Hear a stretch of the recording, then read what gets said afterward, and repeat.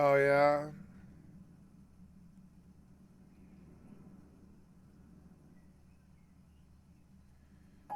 I'm just trying to read all this stuff here. 4:30. I'm sorry, 4:30. Okay.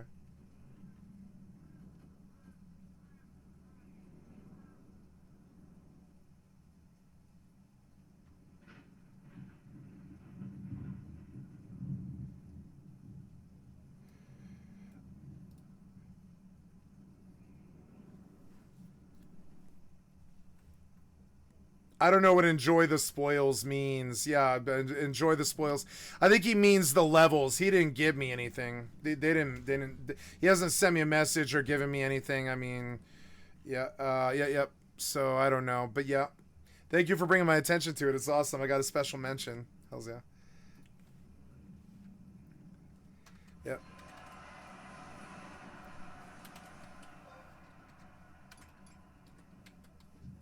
Feels good. I mean, I wanted the grind. I mean, I killed a lot of people on the way, but I wanted the grind done. I'm not a Care Bear, but I have been definitely what's the word, like being drawn like a moth to a flame to PvE titles. I was just at him and asked, nah, I'm not gonna bug him, no. No, I bug him way too much. It used to be I'd have to bug him 5-10 times a day for 8 months straight. Every single time the shithead showed up.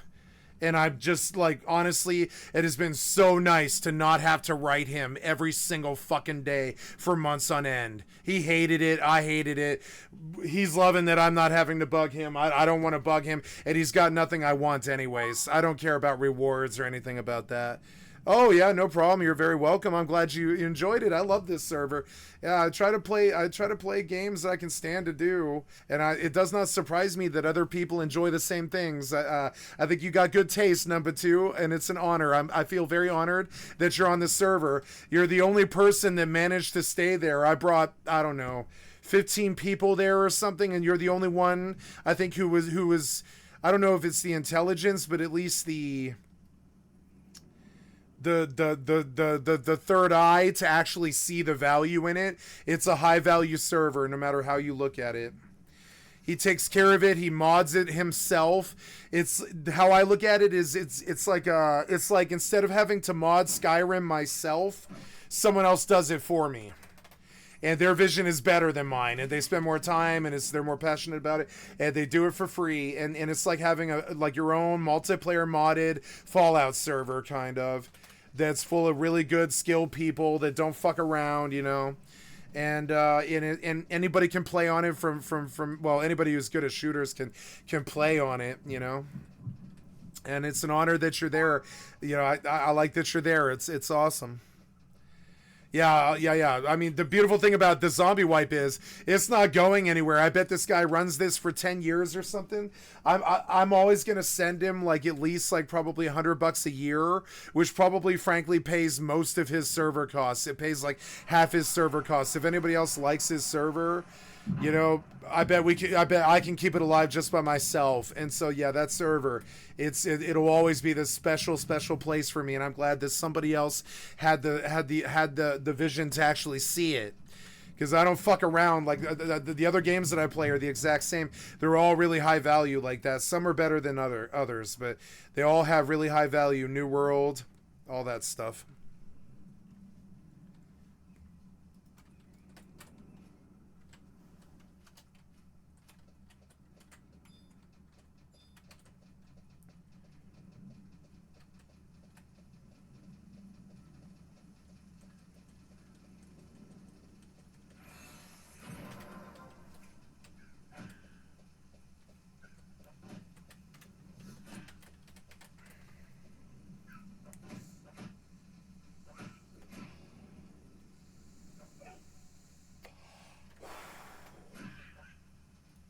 기성전은 기존과 달리 단순한 백강전이 아닌 전략 싸움의 형태를 띱니다.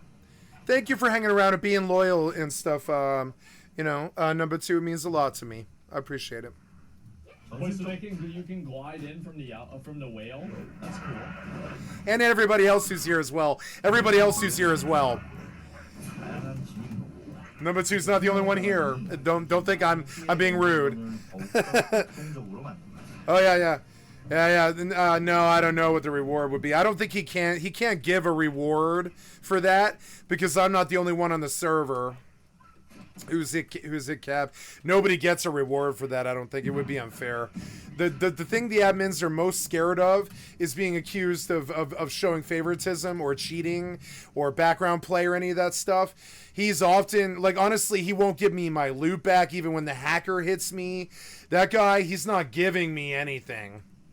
He won't give me loot when the hacker kills me. You know what I'm saying? That guy's not showing favoritism. He has not given me anything. You know? I mean, the proof's right here. Like, I mean, I pay for my monthly. I have it. There's no loot or anything extra. I don't think he's waiting for me to accept anything here.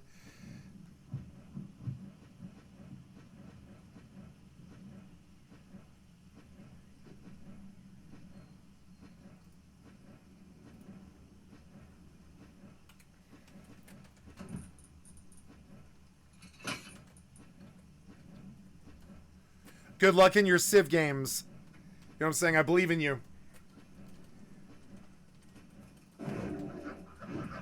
Civ is hard. I have a lot of respect for Civilization players. Fucking hard, you know? I have no illusions to who is the better player here. 어쩌면 공성전보다 더 치열한 전쟁, 세금수선이 있으니까요.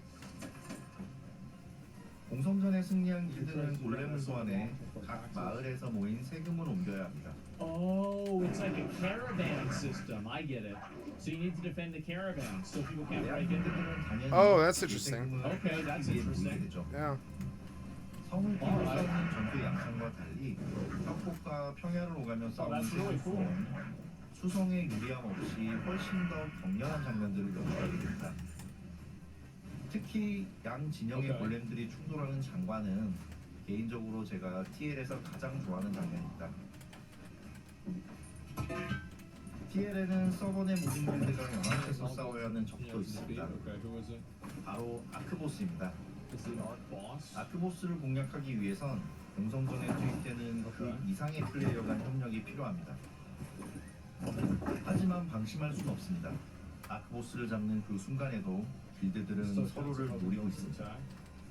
공동의 적을 함께 노리면서도 동시에 서로를 견제해야 하는 긴장감이 So you can actually like attack people while somebody's doing the combat. Oh, that's very interesting. I wonder what's gonna happen. Yeah, I could feel that would be like super annoying. I don't know what's gonna happen, what this is gonna be, man. Yeah, maximum griefing. Yeah. 대규모 레이드의 특징입니다. Like in classic Maybe. WoW, the World Boss Coalition I was in used to do countdowns where they would like say the person's name whenever they said something in like general chat, and they would do a countdown. And whenever there was like 5, 4, 3, 2, 1 report, and then everybody would report the same person at the same time, and then the person would get suspended, and you would see them running back to the boss, and then their character stop running and just running in place, and then just disappear. And then they come back, and they're like, why can't I join my raid anymore? So yeah, I don't know, man. I always worry about this kind of stuff.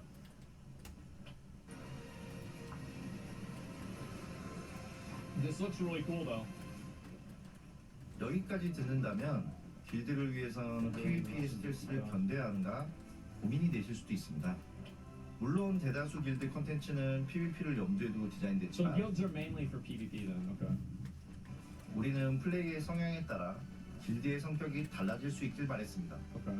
여러분이 평화적인 플레이를 희망하고 그런 사람들과 플레이하길 원한다면 Yeah, my understanding is that like some zones, this is what they said before, is that like some zones like they're dynamic, right? So sometimes they're PvP zones, sometimes they're not. 굳이 적대 길드를 만들지 않고 길드와 함께 지역 이벤트에 참여하고 사냥 퀘스트를 수행하는 것만으로도 충분히 성장을 체감할 수 있을 것입니다. I think this is like one of the like aesthetic things that like you look at like log. You know what I found myself thinking about earlier was whether or not there's a Terra private server. Let's go look at that.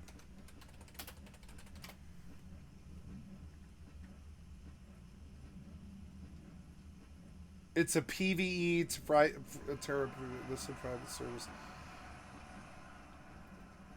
I want the classic server. Yeah, I don't want the new experience. So after Terra PC version shut down, a lot of private servers arise, but all these servers are the last version of the game from patch 92 plus.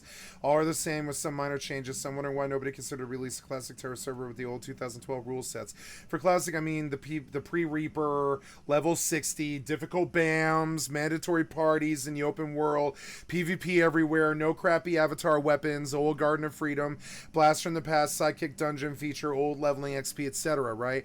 P2P times were the golden times where Terra really was an amazing game, and it was a true MMORPG and not the shitty single-player game easy way it became in the last years from when the game turned free-to-play.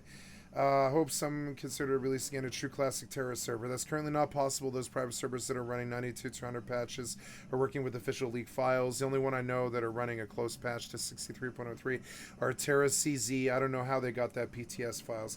From my knowledge, there's no 27.06, 30.03 leaked files. I guess so. Thank you for the info. Oh, did I charm? Because if I did, like, how is he still? Wow. Yeah, the Sylvester never wears off. Maybe that's just the one I should always use. Okay. How am I so hurt? I don't know.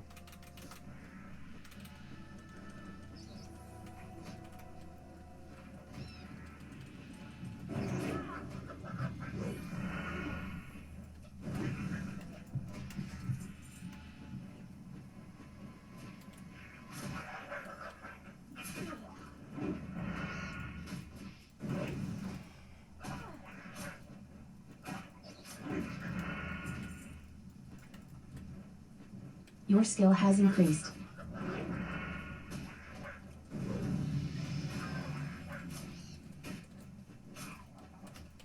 Thought I turned off guild invites.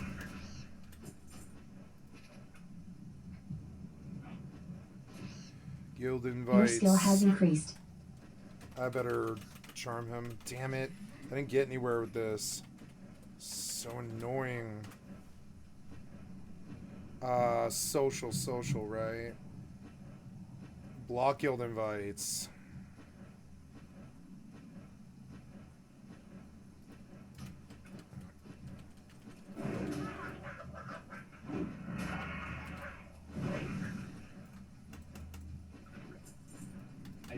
Or you look at Overlord, where you have people that are in, like, effectively the guild, and they are, like, there's some people that are, like, combat oriented and some people that are more, like, life skill oriented in those games, and I think it just makes sense in general in a fantasy setting that there's people that are more combat oriented and people that are less combat oriented.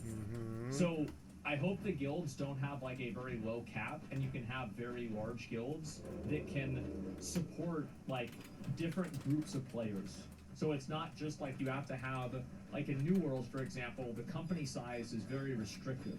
So you can't have a ton of people in your company, which means that the only people that can be in a company are, like, these super serious players.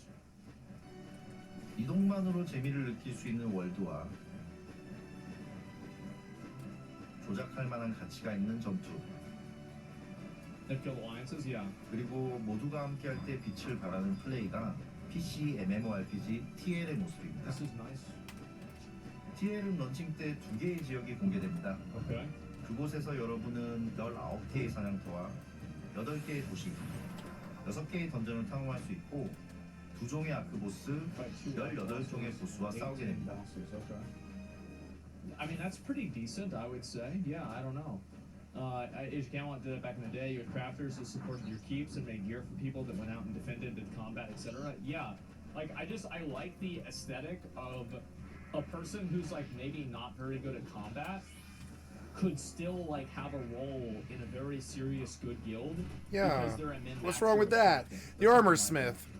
The fisherman. Like, Who I cares? like the idea of that. Yeah, what? That was So do great. I. It's a great aesthetic for, like, creating a more realistic world. 여기에 더해 여러분의 모험과 도전이 끊기지 않고 Crafting 이어지도록 sites? Yes. 많은 계획을 준비 중입니다. 언제나 TL을 플레이할 때 Yeah, like, I mean, I'll say this, this one doesn't really look that good, like, it just looks like it's kind of unfinished, the textures. But, like, the outdoor textures like this looks incredible, like, this is great. I mean, yeah, this is definitely, this passes the vibe check. Is it very... Your skill has It's increased. not, like, amazing in a way, right? I mean, it doesn't have like a really good like style to it, but it's good. To Definitely that has metal some logic. axe. TL을 플레이할 때 새로운 경험을 전해드릴 수 있도록 I'm 앞으로도 afraid of Amazon and microtransactions. You should be more afraid of the fact that it's made by NCSoft. Yep. Um, NCSoft is oof. Like NCSoft is the one making this game. Yeah. Like Amazon probably will pull some of this stuff back, like they did with Lost Ark. 또 계속해서 아이디어들을 추가해 나갈 예정입니다. 여기까지 우리 게임에 대해 설명드렸습니다. 지금 말씀드린 것들이 우리가 말하고 싶었던 TL에 대한 이야기라면 이제부터는 여러분들이 궁금해하셨던 TL에 대한 이야기를 나눠보려 합니다.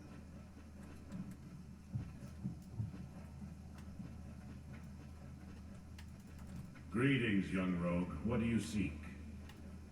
Would he change class? 그동안 TL의 준비 과정에서 많은 분들이 전해오신 궁금증들과 공업 내 의견 게시판을 통해 들려주신 조언들에 대해 자세히 답해드리는 시간을 준비했습니다. Okay, comments. 더 빨리 이런 자리를 마련했어야 했지만 정확한 답변과 시기를 조율하다 보니 여러분을 기다리게 만들어드렸습니다. 오래도록 저희의 이야기를 기다려주신 분들께 감사와 사과의 말씀 먼저 전합니다. I don't give a fuck about how long the game takes. I'm gonna be honest. I don't care. If the game takes 3 years to come out, then that's fine. I will play something else until it's ready. I don't give a shit. 그럼 먼저 여러분이 가장 궁금해하실 첫 번째 질문. Wow. All right. Okay. I respect it. This is a +1 to respect, I would say. Immediately addressing the elephant in the room. Or sorry, the whale in the room. 가장 궁금해하셨던 질문입니다. 오늘 With 주제 respect to accountant. Today we're 여기에서 TL의 전체적인 BM 구성에 대해 말씀드리겠습니다. TL의 BM은 크게 4가지입니다. 먼저 패스형 상품, 캐릭터 성장에 따라 구성이 진행되는 성장 패스, Okay. 4주 단위의 특별 미션을 클리어하는 배틀 패스. So it's like a monthly 이 battle 두 가지가 TL의 패스 모델입니다. 패스 상품을 구입하지 않아도 Receive a free pass as a base reward. 기본 보상인 무료 패스가 Base reward for 제공되지만 what? 유료 구매를 할 경우 추가 보상을 얻게 되는 방식. Okay. 패스 상품의 Budget 구성은 consists of 그게 cosmetics. 꾸미기 목적의 Largely, 호수, okay, so they're not all cosmetic. So I am okay if you have a battle pass system if the game is being continuously developed because it functions as if it is a subscription to the game. I'm talking like a World of Warcraft subscription, a Final Fantasy subscription, the Lost Ark Crystalline Aura. I think OSRS has some form of that. If you want a continuously developed game, you should expect to have to chip in regularly for that to happen. Now that's just all there is to it. If you don't want a continuously developed game, then no, like I don't know, Elden Ring. But if you want something that's continuously developed, you need to have it. You need to give them money, right? So and I think as long as it's something that is uncapped, or sorry, is capped. The problem is like so. Let me actually just let them finish. 구충과 I don't find this to be 성장에 problematic 도움이 yet. 되는 재료들로 이루어집니다. 성장 재료의 경우 성장 과정에서 찾아오는 결핍을 보조하는 수단일 뿐 극복 불가능한 격차를 발생시키지는 않도록 주의했습니다. TL 배틀 패스만의 특징은 패스 달성 후에도 플레이어의 시간이 This 휘발되지 is interesting. So like even after you finish the battle pass, you get more stuff. 않는다는 점인데요. 패스를 완료하고 TL Within 미션을 mission 초과 that 달성한 you require points. Okay. 포인트를 획득하게 되면 이 포인트는 특수한 Something 추가 exchange for 아이템을 extra items. Okay. 보완할 수 있습니다. 즉, 플레이하는 만큼 효과를 발휘하는 게 TL식 패스의 핵심이라 할 수 있겠네요. That's probably a good idea because most battle passes, after people finish them, they probably quit. 두 번째는 스킨 외형 Their 상품. skins and cosmetics. Okay. 외형 상품은 플레이어가 착용 가능한 의류이며 능력치를 증가시키는 형태는 아닙니다. Not increase stats. Okay. MMORPG에서 내 캐릭터의 외형이 가지는 중요성은 Yeah, as I said, I wish that they didn't sell cosmetics. Like I wish you could just like look at somebody and like know if they're good or not. Like I think this is a thing of the past, but I'm sad about it because back in the day it was like really cool and WoW. But like you saw somebody with like certain gear and like you knew exactly where they were from and everything. But I just think this is just it's unfortunately gaming in 2023, right? 누구보다 잘 아는 만큼 여러분의 개성을 마음껏 표현할 수 있도록 준비했습니다. 그 노력의 일환이 바로 커스텀 기능인데요. 하나의 복장을 구매해도 여러 가지 스타일 변주를 줄 수 있는 기능입니다. 복장의 컬러와 질감을 변경하거나 특정한 무늬를 삽입할 수 있으며 하나의 옷도 각각의 부위를 따로 커스텀할 수 있어 That's cool. 같은 옷도 착용자에 따라 전혀 다른 느낌을 표현할 수 있습니다. 리폼하듯 코스튬을 사서 커스터마이징하는 모습이 TL만의 독특한 문화가 되길 바라고 있습니다. 세 번째는 거래소입니다. The marketplace? What's this? MMORPG의 특징 중 하나가 바로 자생하는 경제일 겁니다. 저희는 우리 게임의 경제가 플레이어 간의 생산과 교환에 의해 활성화되길 바랍니다. 유저 간의 교환은 거래소를 통해서 이루어지며 거래소의 화폐는 유료 화폐 2센트입니다. 거래소가 활발하게 Oh, 돌아가야 that's so dumb. So like, so they have fions in the game. So you have to buy things on the auction house with fions. What the fuck? Oh my god. Really? Oh, not fions, actual cash shop currency. If they have just like a cash shop currency, I don't really care about that. But if they're gonna have fions in the game, then what'd you expect? It's a Korean game? Well, I don't care. It's straight to not fions. It's words. It's straight to cash. Wait, what? 유료 화폐. 유저 간의 교환은 거래소를 통해서 이루어지며 거래소의 화폐는 유료 화폐 2센트입니다. 거래소가 활발하게 돌아가야 유저들의 플레이가 더 즐겁고 보람찰 것이라는 걸 잘 알고 있습니다. 거래의 수요와 공급이 끊이지 않고 발생하도록 콘텐츠의 밸런스를 조정하는 데 노력하겠습니다. 마지막은 야성 변신체 같은 단품. So, basically you can buy currency, premium currency, and then buy things off of the auction house. So that's even worse than fions. Yeah, I don't know. Maybe I'm not understanding this. That's just complete pay. Yeah, it's totally pay to win, right? I mean, like, yeah, you just buy gold. It's only premium currency allowed on the marketplace. Any player can farm the premium currency. It doesn't matter. Can you buy it? Because if you can buy it, then who gives a shit?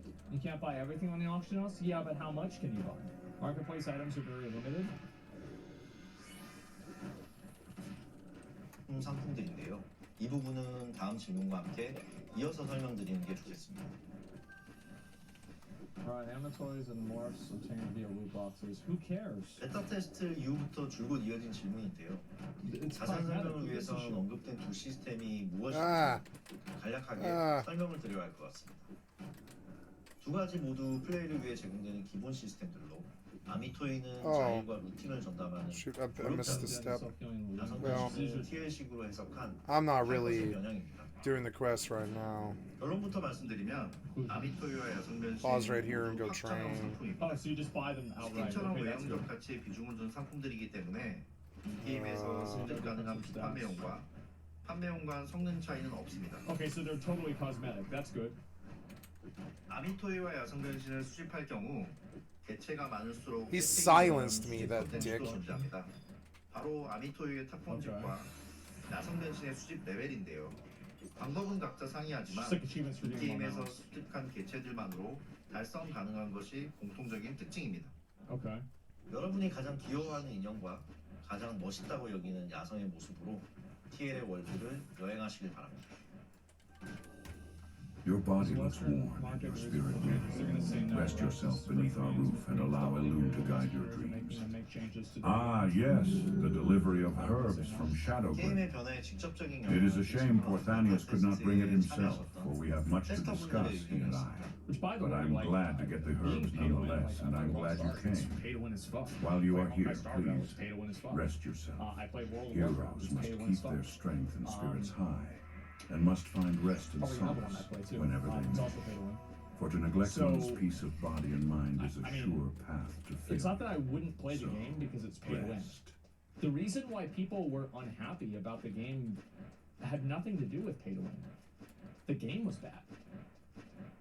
And this is what I think like a lot of people don't seem to understand, is that people's complaints with games like this are completely centered around the quality of the game, and the pay to win problem is like a secondary issue. Like in BDO, you can pay to win. Is that why people don't like the game? Not really, no. Sorrel is not pay to win. There's no win. You're competing with anyone, though. If you spend money in a game and you get an advantage because you're spending money, it's pay to win. Like, it's that simple. There's no fine 진심으로 print. 우리 게임을 플레이하셨던 분들의 의견에 큰 울림이 있었고 지금의 결정까지 오게 됐습니다. Advantage against yourself whenever you didn't pay the money. Don't you ever think out conversations before you ask questions that are so obviously easily answered? Think out what somebody's going to say before you just ask a dumb question. Players in North America are also looking forward to our game. Yep. 국민 플레이어들 역시 우리 게임을 기대하시는 분들이고 당연하게 Listening to the 그분들의 feedback 의견을 as well. 청하고 있습니다. 하지만 경기 진출만을 위해서 공사하는 걸 제거했다는 이야기는 확실하게 아니라고 말씀드릴 수 있습니다. Well, no, it wasn't, because no, he's right. It had nothing to do with the North American realm. Everybody in Korea said this game was garbage. And NCSoft, which is a South Korean company, their stock went down by like $10 or something, or 10%. I forgot which one it was. It was by like a massive fucking amount, man. 개선 과정의 순서를 정확하게 말씀드리면 한국에서 자동 사냥을 제거하기로 결정했고 북미에도 동일하게 적용했습니다. Yeah, of course they're gonna say that.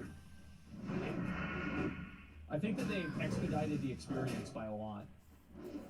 I'm so fucking tired of people bringing nuance and pay-to-win mechanics. Like, we need to fucking grade it. And any premium currency implemented like this, even if it's farmable, is bad. Pay-to-win doesn't bother me because I don't have the time to queue up with people. In a not pay-to-win game anyway, I lose either way. Well, that's a great mindset. So, this is the pay-to-win that I think is problematic, okay? And I've made this graph, this thing before.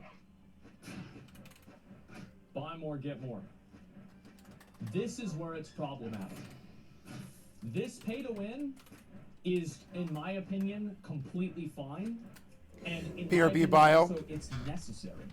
Because if you don't have a way for people to buy a battle pass or buy a subscription and get money, you can't monetize your game at all. So you have to have this. This is the pay-to-win that's bad.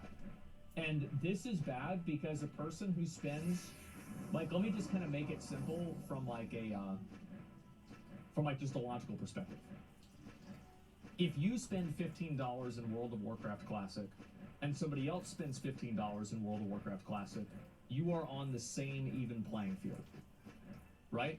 Assuming nobody's buying gold or anything like that. You're on the same even playing field, everybody's playing on the same level. But here's the difference. It becomes problematic when the person who spends $15 is weaker than the person who spends $50.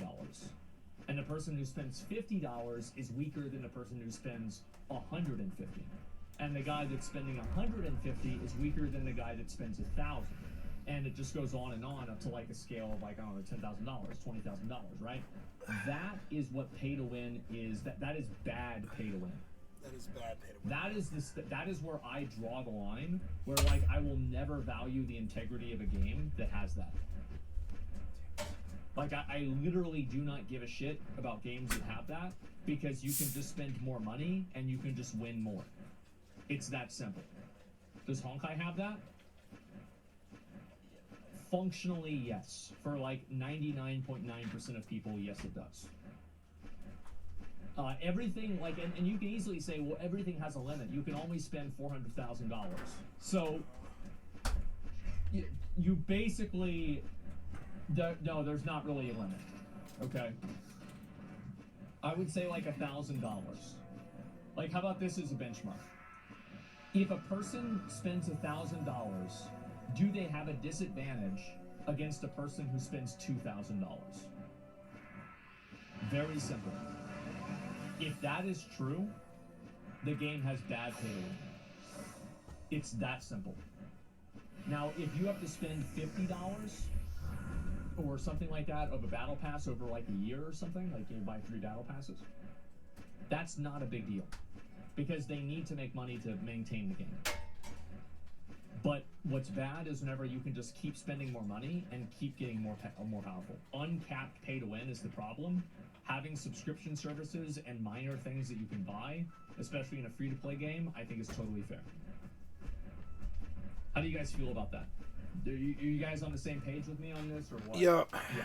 Okay. Good. Yeah, I'm glad you guys see where I'm coming from. People defending shitty business ethics and pay to win because without these pay to win elements, they would be garbage at games. Do you agree with this statement? No.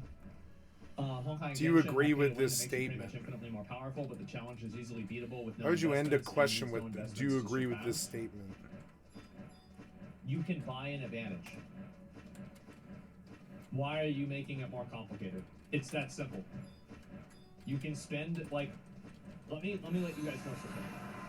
My Jing Liu in Honkai Star Rail. Do you know what her critical strike damage is?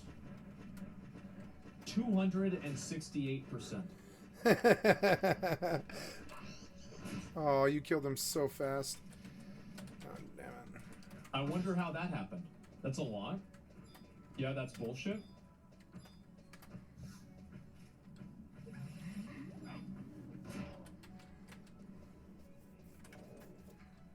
Get away from the other goblin. So, Get away from the zombie. it is what it is. Because I spent money on the game. And it made the game easier. That's it. 30 crit rate? Well, yeah, of course. Of course it's only 30% crit rate. Yeah. And that's bad. That's bad pay to win. That's the point, right? That's stupid. It shouldn't happen. It should not exist. 자동 사냥 제거 이후 저희의 대처는 크게 2가지입니다. 먼저 성장에 필요한 시간을 대폭 단축시켰습니다.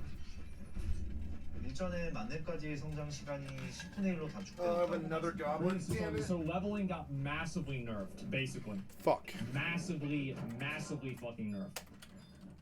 네, 자동 사냥이 차지하던 비중을 삭제한 결과입니다. 직접 컨트롤을 해야 하는 콘텐츠만 남깁니다. And this is good because this is in my opinion, there's like it's like the autoplay paradox. If you need autoplay in the game, why is the content there to begin with? You see kind of what I'm saying? Don't bomb us. Like, why Please have don't bomb content us. that you need autoplay Please don't for bomb in me. the first place? Don't Why bomb not me. just Come on, take out please the land a hit. autoplay, take out the boring content that people just bought, and just have the game exist. There, without kill that him. entirely. Very good. 만으로도 만렙에 도달할 수 있게 조정했습니다. 레벨 성장에 걸리는 시간이 결코 부담스럽지 않기 때문에 하루에 한두 시간 정도 플레이하시면 한 달이면 만렙에 도달할 수 I don't know. 있습니다. Maybe he'll let me be. I don't 두 know. 번째는 컨텐츠의 재배열입니다. He'll probably kill me. It's 후반부에 fine. 배치했던 아껴두었던 컨텐츠들을 초반부로 옮기는 작업을 진행하고 있습니다. 아시다시피 TL은 오랜 기간 See, there it 개발한 is. 게임이기 때문에 Get up, get up. 준비했던 컨텐츠들이 This 상당히 guy's lying. Wait, Come on, man. He's lying. Why is he lying? Come on, man. Why There it you is. say he's lying? He silenced me. That's okay, though. Now I probably have a little while. Probably okay. Probably, You just probably look at him, you know he's lying. I mean, need I say more, right? There it is. Update the tech alpha, autoplay was removed, but you still do the same thing manually, and it's a slog of gameplay. Great insight. Thanks a lot for that. Yeah, They make the games too good fast. to know. Third, That's what it is. Like, so the content, like the combat feels good, but they make the games too fast. I like how slow these games are. Like, I really do. Next will be EVE Online.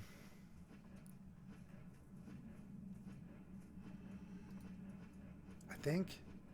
No, I'll play New World. Yeah, I'll play New World. Good, good. Get up and heal.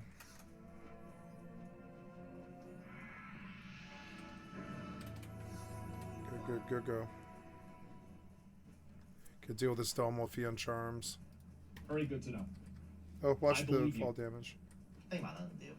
Sure it is. No, I know I do believe them. I'm not being. 많이 단축할 수 있었습니다. I'm not being 자동 sarcastic. 사냥 삭제 이후 더 빠른 성장, 더 다양한 경험으로 성장 구간 컨셉의 변화가 있었습니다. 비접속 상태에서 게임에 관여하지 못하지만 그 이상으로 Experience plenty of enjoyment 시간 while 동안 on. 풍성한 Oh 재미를 yeah. 느끼실 수 있을 겁니다.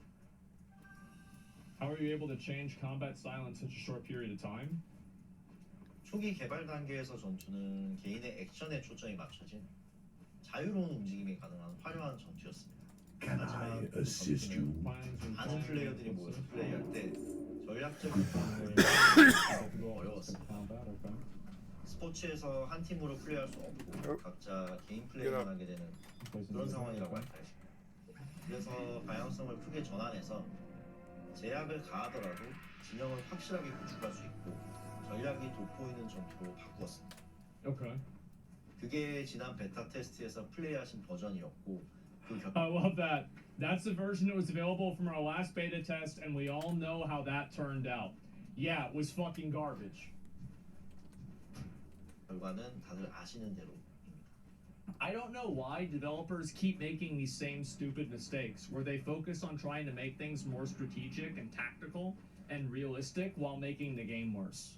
It's always a bad decision. New World did the same thing. Just stop doing this. 지금은 그 두 가지 극단의 중간점에 있습니다. 일반적인 경우였다면 테스트가 끝나고 전투의 방향을 갑자기 선회하는 게 불가능했겠지만 Hold up. Normally we were not able to do it. Normally it would have been impossible to change our combat system right after testing. However, we were able to make fast changes due to underlying systems in place. Here, let me rephrase this. However, they were able to make fast changes due to the fact their stock went down massively. I guarantee you that this could have happened in any other game if the stock had gone down that much. They would have done it immediately. 안에 있는 시스템들이 있었기에 빠른 변화가 가능했습니다. They couldn't do it, but they did it. Yeah, many types of raids and different between them. TL의 레이드는 PVPVE와 PVE로 나눌 수 있습니다. PVPVE는 오픈필드에서 벌어지는 대다수의 레이드가 포함됩니다. Okay. 플레이어 다수가 함께해야만 공략이 가능한 보스와의 전투, Yeah, sure. 플레이어 간 견제도 신경 써야 하는 복합적인 전투를 경험할 수 있습니다. 각 지역의 상징과도 같은 필드보스 레이드와 서버 단위의 플레이어가 모여야 하는 세계관 최강의 생물 아크보스가 여기에 해당합니다. 반면에 PV 레이드는 서로 간의 견제 없이 보스에만 집중할 수 있습니다. Well, those are, I guess those must be the instances. Yeah, the guild raids are the instanced ones. Yeah, my Fortune 500 company told everyone we couldn't work from home for years because we couldn't support it. COVID hit. Look at little Tara's From run. home within a week. Yeah, keep in mind that every single thing that people So say cute. isn't possible is probably possible. It's always somehow possible. 그 레이드가 여기에 해당합니다. It's a classic 전투의 WoW, 변수 요인이 줄어들고 보상물 습득에 대한 경쟁이 없어진 만큼 보스의 난이도는 조금 더 높은 것이 특징입니다. Yeah, the guild raid bosses are on. 필드 Yes, 레이드와 길드 level 레이드가 23. 이상 차이가 Oh, really? I'll go look at the BST chart in a 차이가 second. 있다면 길드 레이드에서 드랍되는 보상은 거래소에 판매할 수 없고 유저에게 귀속되는 방식. Oh, that's actually really big. So wait, does this mean you can buy gold from the store and then buy items that are raid gear from field bosses? Because that's what it means, right? How does it not mean that? Holy shit, guys. Hopefully I get sponsored to play this game. That way I can actually have fun. I'll just use the money and pay for all the good gear. 다양한 레이드의 구성은 필드에서 우위인 반대 길드가 좋은 보상을 Dominant deals from operating those rewards. Okay, sure. 독식하는 걸 견제하고 상대적으로 약세인 길드도 안정적으로 성장할 수 있는 루트를 확보하게 합니다. TL에서 레이드는 Oh no, I am going over to the trade thing. I just can't decide what I want. 그만큼 계속해서 봉황해 Oh 나갈 no. 것입니다. 정말 재미있는 보스전을 기대하셔도 좋습니다. Okay. Who is the target audience? People with money. People with money that like buying gear. Your skill has increased.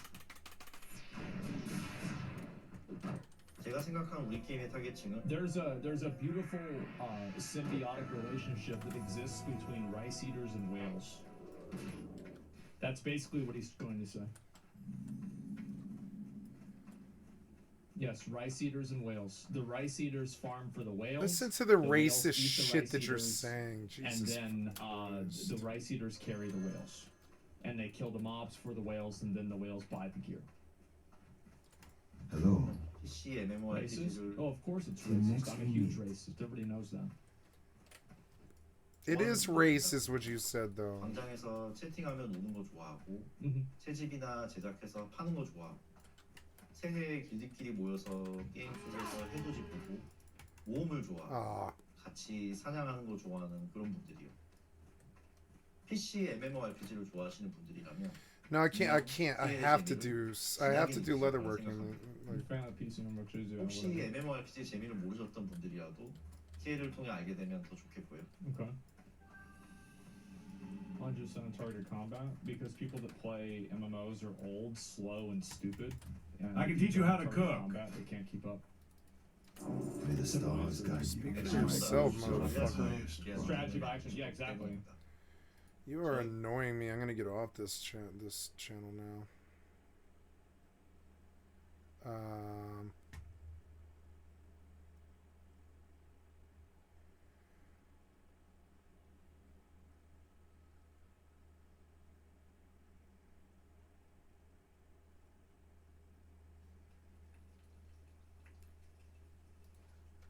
Today's video is brought to you by our friends over at ExpressVPN, Ladies and gentlemen, as somebody whose router and IP address is shown to the world, ExpressVPN allows me to effectively use a series of fast, high-capacity servers all around the world with incredibly good speeds and incredibly good reliance. Ladies and gentlemen, with ExpressVPN, I can manage to...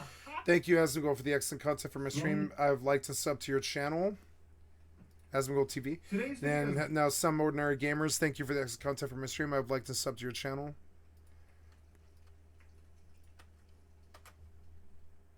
Brought to you by our friends over at ExpressVPN, ladies and gentlemen. Ladies and gentlemen, as somebody whose router and IP address is shown to the world, ExpressVPN allows me to effectively use a series of fast, high-capacity servers all around the world with incredibly good speeds and incredibly good reliance. Ladies and gentlemen, with ExpressVPN, I can manage to hide my actual IP address from prying sources that could use it for nefarious reasons, whether that be DDoSing me off of a stream or just causing me nuisances. And it's actually a feature that can appeal to you too.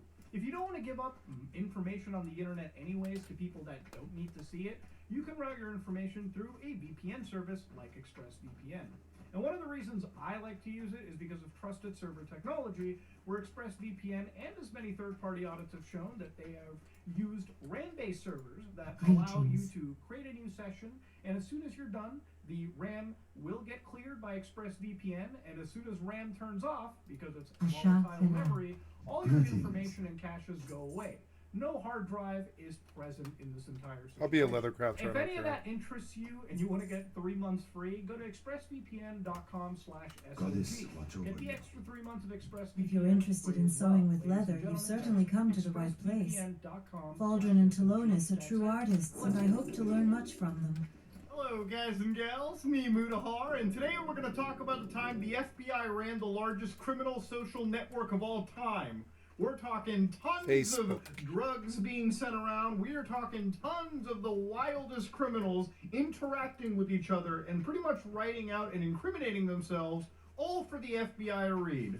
Now, ladies and gentlemen, last time we looked at the FBI, they were running, they basically hijacked a website that was distributing some pretty illicit material, but now they're operating a social network that all the criminals in the world were using. You might be wondering, how did the FBI achieve this? Well, ladies and gentlemen, to start off with, we're going to talk about a basic concept. What if you wanted to message your friend without the government, the big bad government, looking into your messages and spying on you? Well, you would use a messaging app that would have end-to-end encryption. For those of you who don't know what end-to-end encryption is, have you ever wanted to send a message, again, without that government looking in? Well, you would download any application like, I don't know, WhatsApp, Signal, I believe Telegram. You would basically download any of these applications that would promote privacy to you. The way that end-to-end encryption works is two devices basically create keys. One device creates key A, the other device creates key B.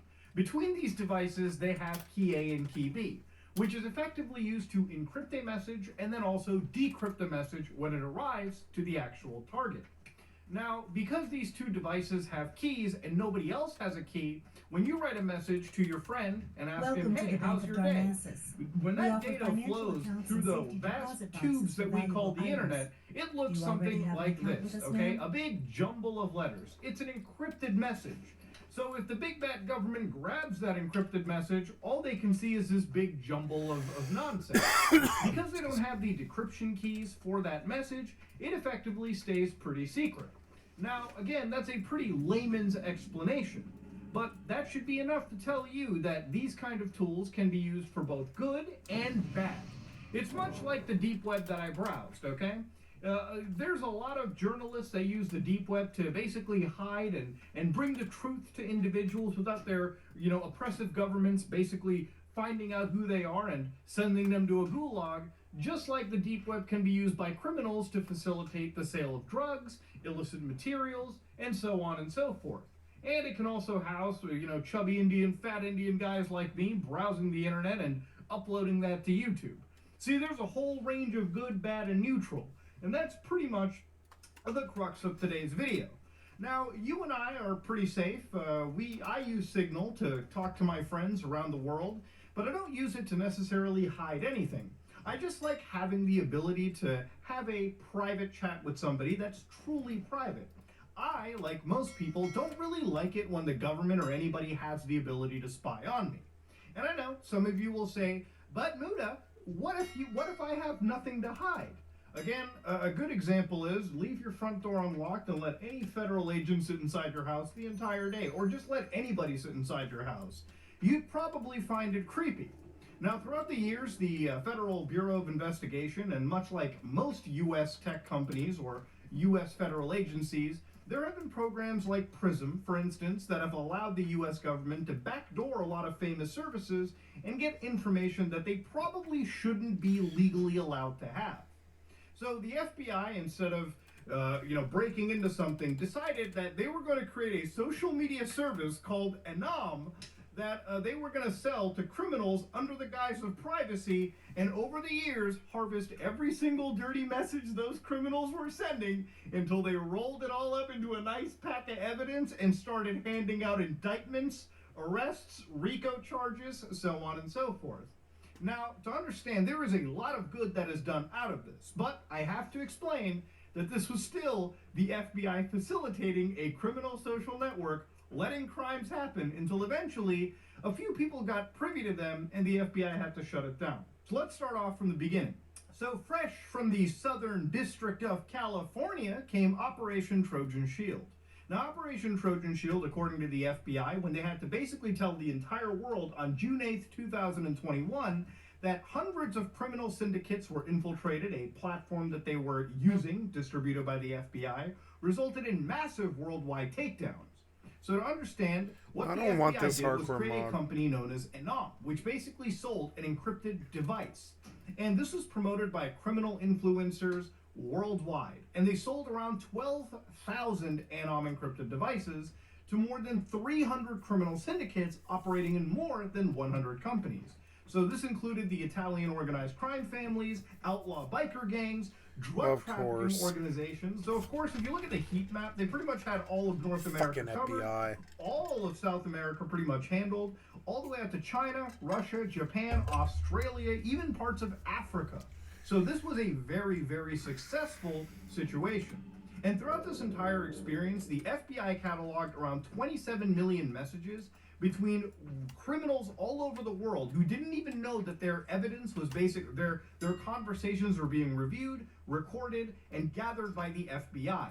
So of course, primarily what the FBI had actually done is basically sell the idea of impenetrable encryption, and it basically gotten criminals to discuss shipping narcotics, money laundering, and in some cases, actually threatening violent action against other people.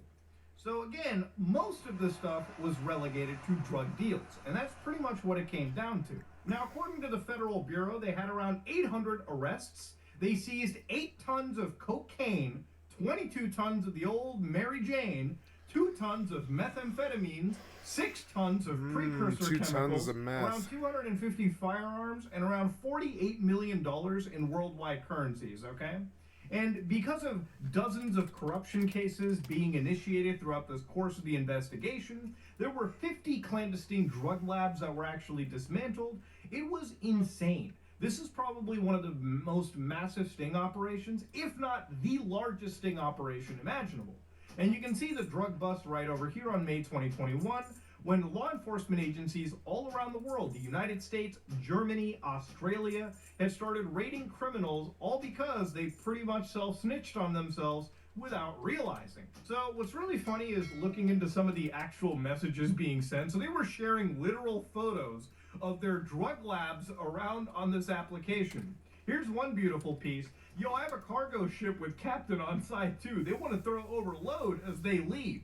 So once tugboats release, the pilot boats guide them out to sea. Once pilot boat leaves, we message saying throw. Then they'll throw right away.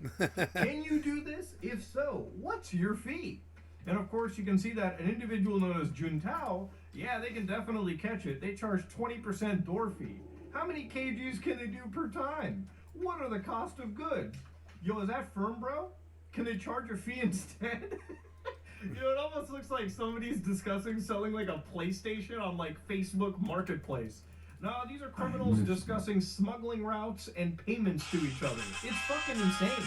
So the way that this worked is every time some criminal would send a message, it would basically send a blind carbon copy of the message to an FBI server, and they would just basically catalog all this evidence.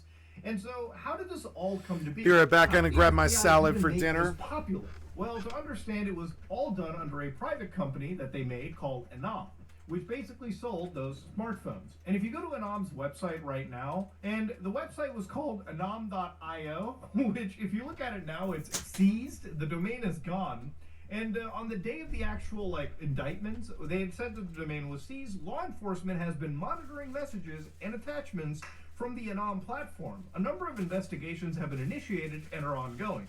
Now, if you use this application, you could fill out this form right here, and the FBI would come back and tell you, yeah, bro, we're checking in on you, or no, it's cool, you just sent a dick pic to your friend. It's whatever, not a big issue. Now, even looking at Enam's website, what they had effectively done is showcase this cute-looking smartphone, and it was just an Android-based smartphone. That's all it really was, with a bunch of actual enterprise-grade like security features, military-grade encryption, and it was all just based on the Android operating system. More specifically, they called it Arcane OS, which basically didn't exist up until before this, and it came out that this was a fork of Android that was developed from the FBI. Now, Enam itself is actually a messaging application that the feds advertised through Enam as a safe and confidential application. And of course, the criminals who thought that, wow, military-grade encryption, we should be pretty good. I'm going to show you what their actual Twitter looked like at the time. So this is an actual piece of their Twitter profile from Bleeping Computer. And Enam had said through @EnamSecure, which by the way is suspended now, wrote, "We are not federal agents." So anytime any company says this, they're federal agents. The users would say, only a cop would say that. They're not feds. Enam said, "It's not true, we're not federal agents, please buy our product." Straight up the FBI lying to you. And of course they said it has military-grade encryption. Again, criminals are not smart, ladies and gentlemen. The smart criminals don't get caught. The stupid ones get caught. And the stupid ones in this case fell for all the buzzwords the FBI threw at them. Security, no caches, military-grade encryption. So, a video from Hugh Jeffries a year ago, who actually showcased the Enam phone because they ended up getting their hands on one, showcased Arcane OS actually running on this. And for the most part, it seemed to just run on Android, and a lot of these applications that they would bundle with would be fake. The phone was designed to look fake, obviously, look real on the surface, but obviously the actual guts of its social media platform, the criminal social media platform, was hidden throughout the calculator application. So through stock footage that was provided by the Australian Federal Police, activating a code in the calculator app would take you to the Anom application, which contained chats, a vault application, contacts, and profiles. So obviously when you got cool spy shit like this, dumb criminals just happen to believe it. Now, how did this get so popular so fast? The FBI decided to accelerate the application's growth by doing two things. A, killing the competition by arresting them, and B, using criminal influencers. So let's start with actual A real quick. According to the FBI's indictment, according to the feds over here, when this all really began was back in 2018, when they were actually investigating a Canadian encrypted device company known as Phantom Secure, who they actually ended up dismantling again in 2018. And right after that, Anom was actually birthed. So to give you an idea with who Phantom Secure is, they were of course a company that created those mobile secure phones. And they were designed obviously with kill switches and special systems that basically, if you were ever caught, you could kill your phone and get rid of all of your digital evidence. Or at least that's what was claimed.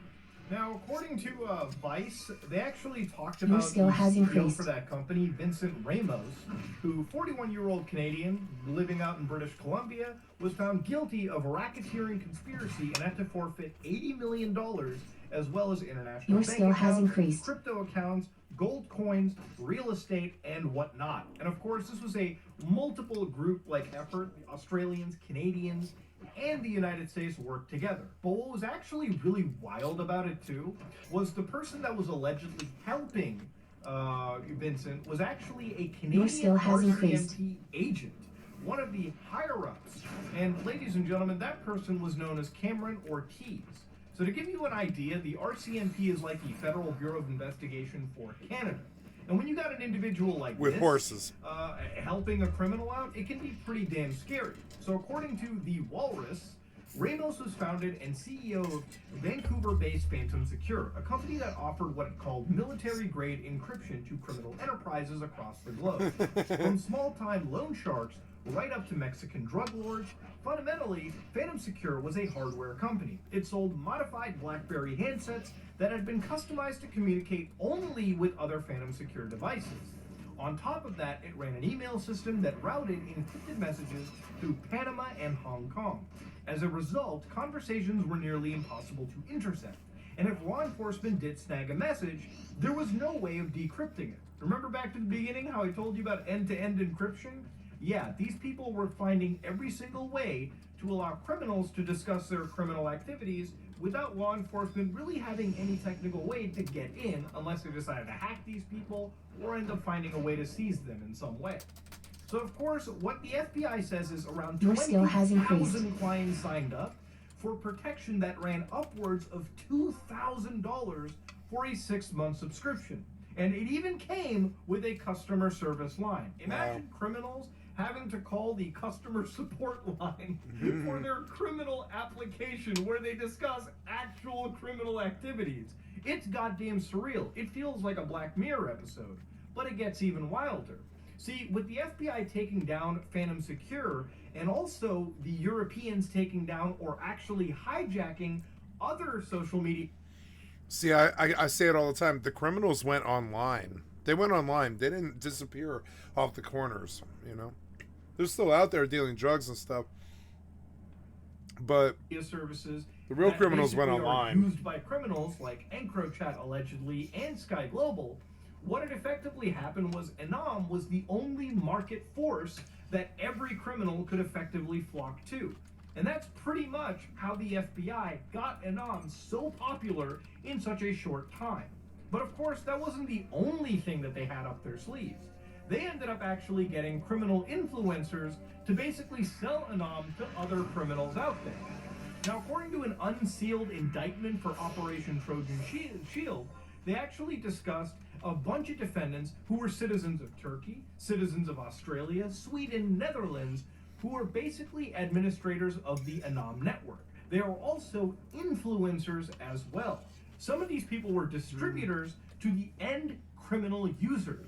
So according to the FBI over here, they describe the enterprise as these defendants were leaders, members, and associates of a criminal organization, hereinafter the Anam Enterprise, whose members engaged in acts involving drug trafficking, money laundering, and obstruction of justice. Leaders, members, and associates of the Anam Enterprises operated throughout the world. And of course, the Anam Enterprise, including its leadership, members, and associates, constituted an enterprise as defined in Title 18, USC Section 1961. So they were actually throwing the RICO charges on these guys, because that's really what it was. They turned it into a RICO situation. So here they talked about the administrators who had physical control of the actual network could initiate new subscriptions, set up access for distributors, remove accounts, remotely delete and reset devices. Then they also had influencers who are well-known crime figures who wield significant power and influence over other criminal associates. You basically the top like YouTubers for criminals, you know, the top guys, the top guys and gals. Such as yourself. So of course, these influencers had built a reputation for their knowledge and expertise in the hardened encrypted device field, and use that power, knowledge, and expertise to promote, market, and encourage others to use specific hardened encrypted devices. So because these people knew their shit and they were trusted by other criminals for promoting private devices, they ended up promoting Anam, and that's how it got so popular. So a two-pronged approach. And of course, it was really, really popular, as evidenced by how much evidence the FBI, the Australian Federal Police, and well, any federal police who was in on it around the world ended up harboring. So since 2018 all the way up to 2021, everything seemed to be pretty gravy. The FBI basically operated a criminal social network. Tons of criminals jumped onto it, and they were just discussing their criminal activities around. Of course, yay. Now, if it's one thing you have to understand about the law, is it takes a long time for these agencies to enforce it. But when they do, when that hammer drops, the federal police tends to have conviction ratings so high because they built up so much evidence over the years that you could hire the best legal team imaginable, and you're basically fighting against a brick wall of justice. When the hammer drops, the hammer will drop, and the feds will make an example out of you, as they did with the Anam situation. It wasn't until a few individuals were actually looking into the Anam phones that they started to notice a little bit of suspicious activities. For instance, one of the posts on one of the big hacker forums was, "Sorry for the delay, I can confirm the speculation going around. I accidentally bought an Anam phone, and yes, I was fortunate enough to sell it again and got most of my money back to a reporter at Vice.com. Some background info before I finally figured out exactly what I had in my possession.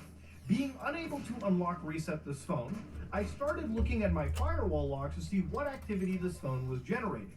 So because they couldn't unlock or reset these devices, that was a little bit suspicious too. Why don't I have full control? Is there somebody trying to stop me from looking into the internet?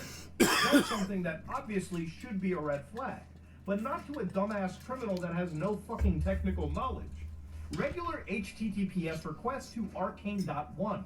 Couldn't find anything useful on or about that site. Occasional HTTPS requests to time.grapheneos.org. This leads me to believe that Arcane OS might be forked from Graphene. So the FBI didn't actually build this, they just forked it from another popular Android operating system out in the market. Obviously, to be expected. Intermittent HTTPS request to anam.1. Your skill has increased. He couldn't find anything useful on that website. However, the word Anam led me to discover the joint FBI AFP operation that had hit the news a few days earlier. So at this point, anybody that had an Anam phone started to shit themselves because they realized that, oh my god, we were part of a fucking sting operation. Jesus Christ.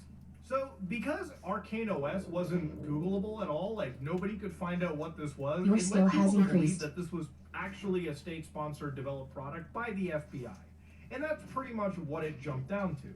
There was one influencer, one blog that actually popped up around this time, a couple weeks before the FBI was forced to stop this, titled Anam Exposed, where there was an actual account that was talking about the Anam scandal. So this is obviously after the fact the FBI raided them, where they were basically talking about what law enforcement has done is another form of entrapment and a massive invasion of privacy. Not everyone using the Anam network was a criminal, just 95% tops. And I find it very hard to believe that they were all simply happy to sit back and let criminal offenses take place for as long as they did without intervening until news broke that their operation was potentially about to be compromised. Yeah, this same blog had an archive where they actually researched into the Anom application and found those same suspicious things we talked about earlier. That weird encrypted military-grade encryption, and of course, the IP addresses and the data packets being sent out were looking a little bit suspicious. Were they communicating with, like, federal agencies? Was this just a giant honeypot? That's where it came down to. From what I understand, the Anom Exposed blog had started to point out interesting IP addresses, and of course they started to look into authorities could completely infiltrate every user's device as well as their operations, and worst of all, authorities would have the ability to decrypt and intercept their messages, much like what happened with EncroChat. Anom states they own the infrastructure, but this couldn't be further from the truth.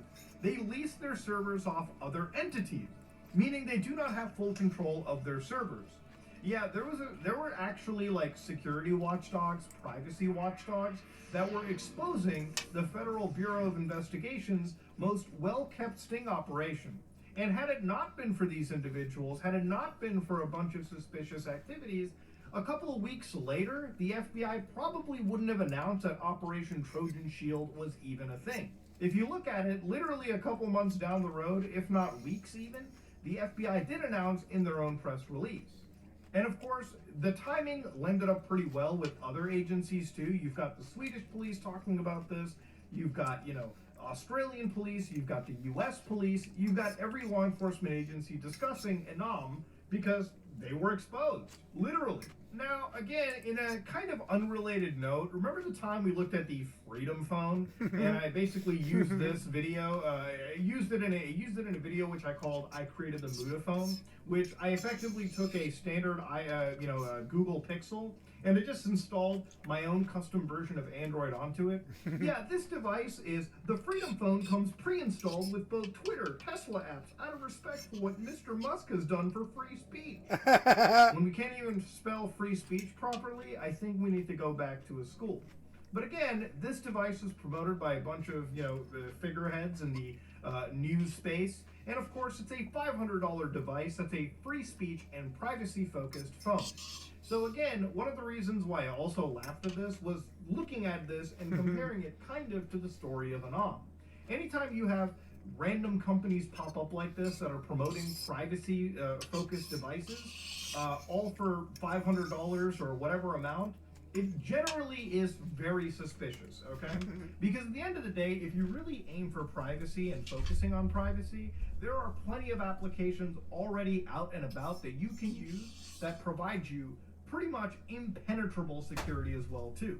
I mentioned Signal earlier as well, and as Signal, the company behind them, they recently had a bit of a scare where apparently there were people selling a 0-day vulnerability, which if you don't know what a 0-day is, it's effectively a vulnerability that people or the company has no idea about, and criminals could be using that vulnerability to steal your data. And of course, these people spend hours, weeks, months, years constantly perfecting their applications and protocols to prevent that from happening. And of course, they even checked with people across the governments, across multiple sources, across multiple corporations to make sure that they weren't penetrated. Again, this isn't an advertisement for Signal. I'm just telling you what the FBI did with Anom. If you had two brain cells to rub together and some basic computer knowledge, you could have used any other application, but of course criminals who are unanimously stupid decided to jump for the most obvious fucking honeypot imaginable. This also kind of begs the question too. The FBI had run this since like 2018. So they were completely okay with letting crimes happen as they were gathering evidence. Which, the sad part about this entire story, at least to me, is throughout the Anom situation, there were actual deaths that happened because the FBI let criminals get away with it. Because there was a lot of drug trafficking that happened, you can't tell me that there weren't people who died, unfortunately, through drug overdoses, or the actual drugs being sold around, whether they were cut with weird shit, because criminals, again, don't really have the strongest sources of morals or ethics imaginable. there were people that obviously died throughout the FBI's investigation into it. So while yes, they got tons of drugs and tons of criminals off of the streets, it's another example of, honestly, just being Reminds really me of bad. Abscam. That's really all that you can look into the situation as. The Federal Bureau ran one of the largest criminal networks imaginable, and while there was definite good being done in this situation, I will never discount that whatsoever. You'll never find me complaining about the fact that actual scumbags face some prison time. I just feel that sometimes these investigations can absolutely cause some real actual harm. And honestly, in my opinion, when you do cause even the tiniest bit of harm, I think that in some cases that does outweigh the actual good that you do. You shouldn't become a criminal just to stop criminals, in my opinion. That's a pretty strong line that I try not to promote crossing. That's really what I have to put down in this situation. So yeah, Anom was a wild, wild story, and honestly, it's a great example to show you what agencies federal police will do in order to actually stop criminals. This wasn't just stop the FBI criminals. You selling mean some be criminals. crazy handset device that was promoting security. This was, without a shadow of a doubt, the largest sting operation ever done in the history of law enforcement. And in some cases, it's just impressive discussing the story in general. So ladies and gentlemen, this is me, Mutahar. If you like what you saw, please like, comment, and subscribe. Dislike it if you dislike it. And if you really care about your privacy and safety and security, please don't just buy from something as shady as Anom, because 99% of the times, it's probably a police honeypot. Ladies and gentlemen, this is me, Mutahar, and I am now.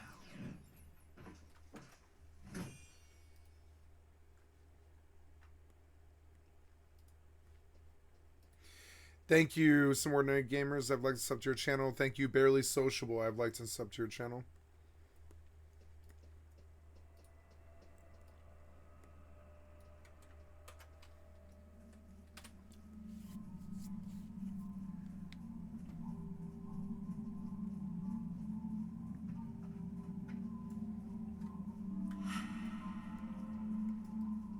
Calgary, Alberta.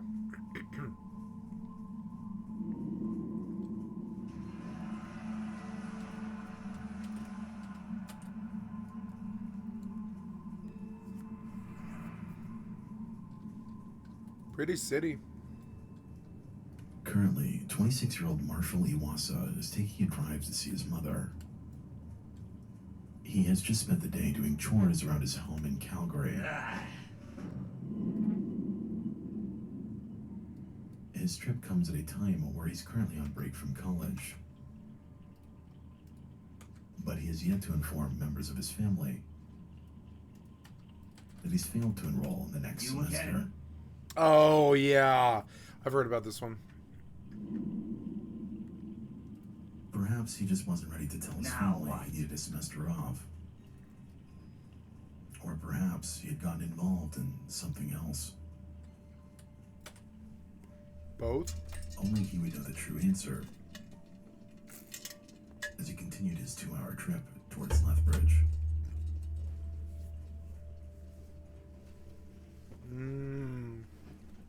Salad was good. That's some peanut butter afterwards. Salad and peanut butter.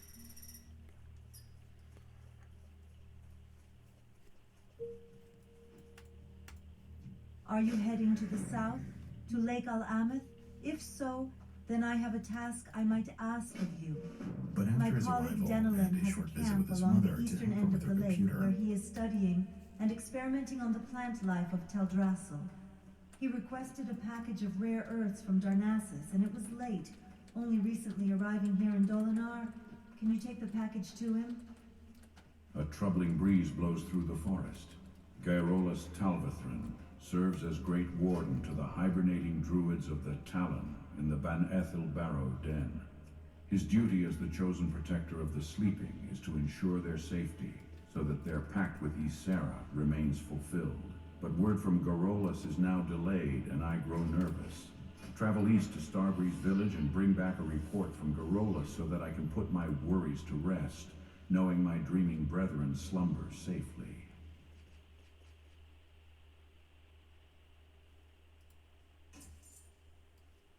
Cool. Are they easier to see? Let's Good see. luck, friend.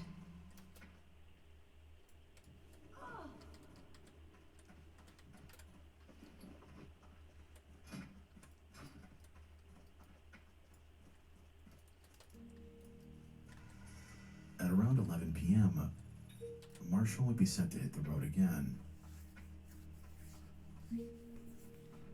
You see, the other reason that Marshall came to Lethbridge was to pick something up from his storage unit.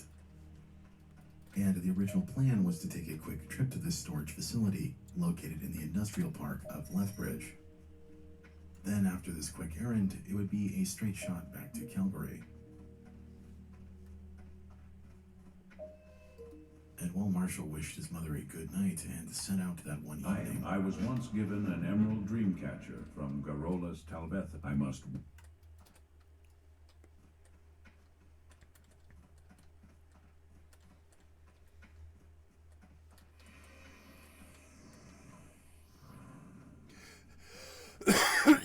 Excuse me.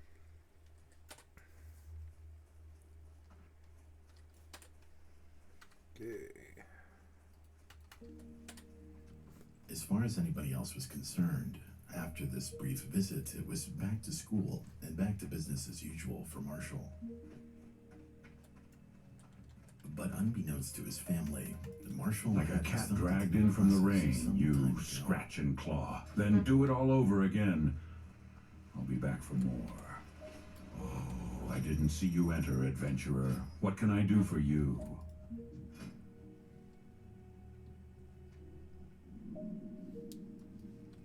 Farewell.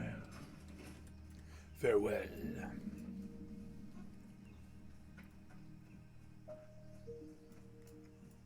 It wouldn't be until 6 days later that some hikers would make a strange discovery. Uh-oh.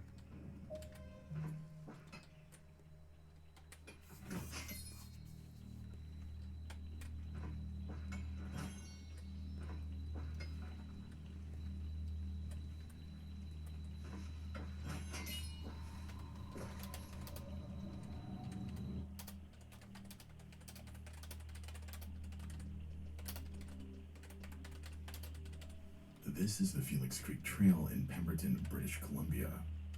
The path itself extends from an old logging road that later breaks into an open valley that cuts up north to a location called the Brian Waddington Hut.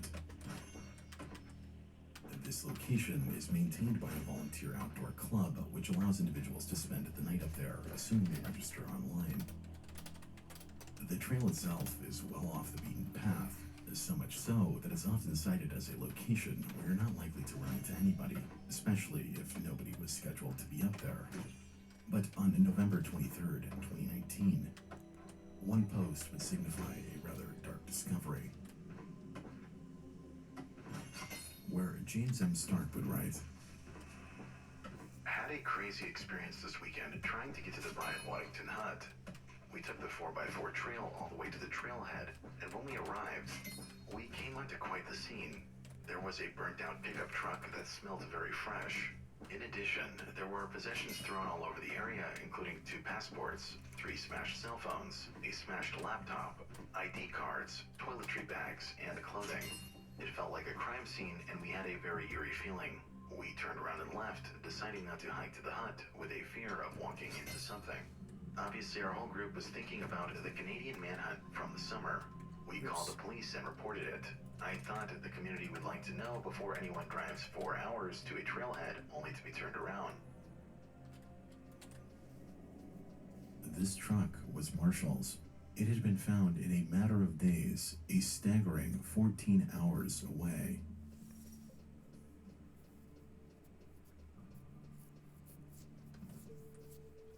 The car was completely torched. The steering column was removed, but Marshall was nowhere to be found.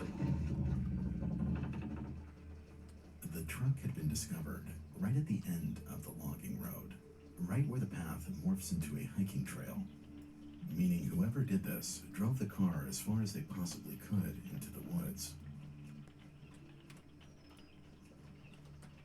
Of the Your items that body were found was at the scene, worn and your this spirit included weary. a large amount Rest of clothes, yourself beneath our ID roof cards, and allow 2 Elune to passports, guide your 3 dreams. smashed cell phones, and a smashed laptop that all belonged to Marshall.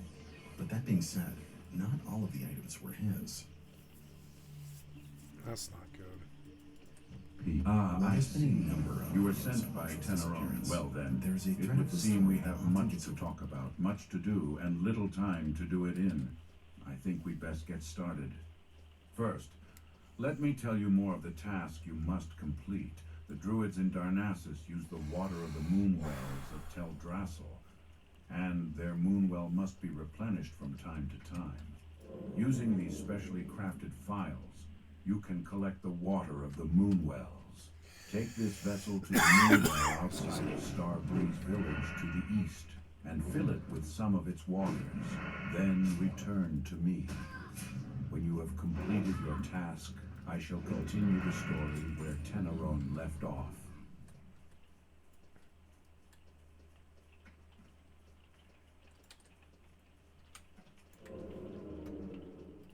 Overlooked. And the thread I'm referencing in this case is a separate rabbit hole of information that seemingly ties Marshall's case to another missing persons case from this time. This other individual I'm referring to is Daniel Rioch. He disappeared under equally bizarre circumstances just 3 days after Marshall's truck was found. Since then, family members of Daniel's have identified a wide array of work items found in Marshall's truck as belonging to Daniel. And in an even more recent development, it seemingly confirms the connection.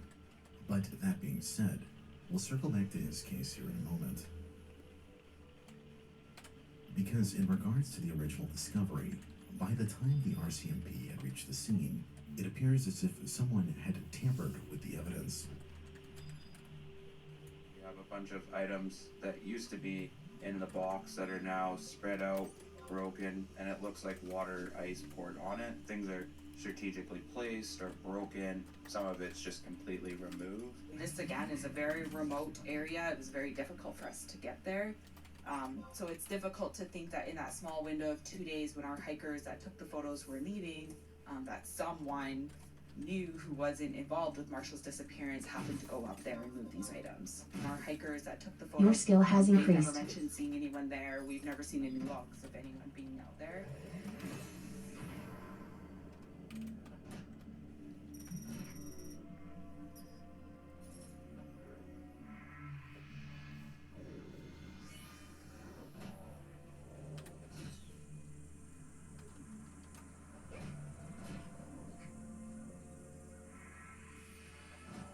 As fate would have it, it seems that Marshall never seemingly returned to Calgary. While it would take some time before the family was notified of the situation, upon checking back in with the storage facility, it was revealed that after Marshall had left his mother's home, Your skill has he increased. seemingly spent the entirety of the night trying to get into a storage unit. But there was a problem. The facility was closed. I didn't get my potions out of the damn While the box. actual surveillance Oh. footage was deleted by the time the family had been notified. Maybe I better run back real Keypad quick and records just had make shown sure. that Your Marshall skill had has used increased. access code various times over the night unsuccessfully. But it appears that Marshall had waited there throughout the entirety of the night until he Your skill has successfully gained increased. entry at around 6 a.m. After getting into his unit, he would go on to spend 2.5 hours inside until he left at 8:24 a.m. After this exact point, there's no further details about his whereabouts. His financial trail goes cold, and while it doesn't appear that he returned home, it definitely raises the question of what Marshall needed to get from his storage unit so desperately. Yeah, what do you need? I love mysteries. Yeah, okay, so do you know why he was in the storage room? So he needed a box for a piece of his computer. So he built his own computer. He was a computer guy. That's what he was originally going to school for. And he needed to send a piece away because his computer was broken. So he was looking for something to do with his computer. Okay, Yeah. and he was in there for 2 hours. Yes. Okay, and I guess that's normal. I don't know. I mean, especially if you haven't been back to your storage room in a long time and if it's really full. Right. Yeah. Yeah, he was last there in August. So it's not like he was there all the time. But Okay, I feel safer. since then, the My storage unit AFK has ass. been searched, and nothing is weird about it. Everything seems normal. Everything is still there. While Marshall's family insisted that there was nothing missing from the unit, it's worth mentioning a couple things for context. The first of which was that Marshall had spent about 800 hours developing a video game, and from what I can assume are backup timestamps, it appears that he had been working on the game the morning of, prior to heading to his mother's. Given this detail that he was working on a passion project, I can see how this would create some urgency to retrieve whatever part was necessary. But on the other hand, the other thing I should point out is that Marshall had seemingly packed a bag at some point. With all of the clothes and toiletries found at the scene, this seems to insinuate some sort of planned trip after the fact, as Marshall was known to keep his trunk rather organized. Additionally, there were quite a few items that were never located, one of which was his hiking backpack, which seems to strengthen this idea that there was a packed bag in his car. It's But here. that being said, I have waited for this even rare if earth for Marshall had quite been some planning time. a secret trip I after hope this it's still visit to the fresh. storage facility, Thank you for bringing it to me, adventurer. Marshall was You not are a known to have traveler any who is contacts out in generous with BC, your time. making these circumstances surrounding his Hello. trip to the storage The facility timberlings of undoubtedly Teldrassil are strange. elementals of nature. In some ways, they reflect the natural order of plants and animals on our great tree. So it is disturbing to see how angry the timberlings have become. I believe it has something to do with the soil. I've been working on different methods of nurturing plants and would like to try them on timberling seeds. Please, can you gather seeds from timberlings around Lake Alameth and bring them to me? Small timberlings are sprouting around the waters of Lake Alameth. I'm afraid these sprouts are beyond help. We should try to clear them from the land before they grow large enough to cause trouble. When you're wandering the lake, if you see any timberling sprouts, please take them. Help keep our land clean.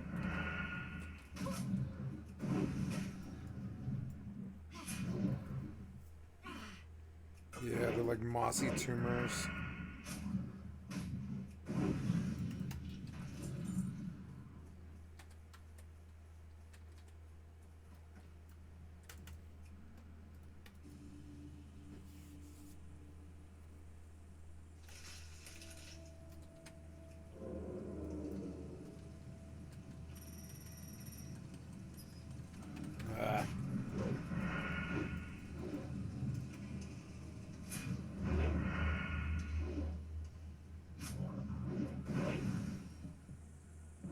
Generally speaking, finding a car burned off an old logging road is not a unique set of circumstances.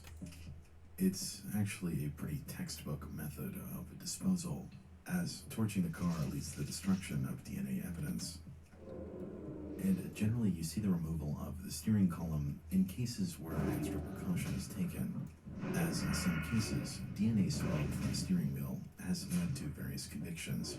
In the Enville National Forest, a body found inside a burned-out car. This burned-out car you see here during a worker's early morning walk. Yavapai County Sheriff's Office investigating a suspicious death after a body was found in a burned-out car. A man's body and a burned-out car found near a construction site close to Grand Avenue. Deputies say the car was found on a logging road off Highway 155 near Montebello. Body was found burned in Pike Township in a wooded area near Eagle Creek. A body found inside a burned car in Dodge County. The burned body was located Saturday morning inside a charred vehicle under Gum Swamp Creek Bridge. Police found that burning car around 9:45 last night. Just beyond those pine trees is Interstate 40. I think you get the point. This phenomenon is not just common, it's shockingly common. And the reason I bring this up in regards to Marshall's case is because of what happens next.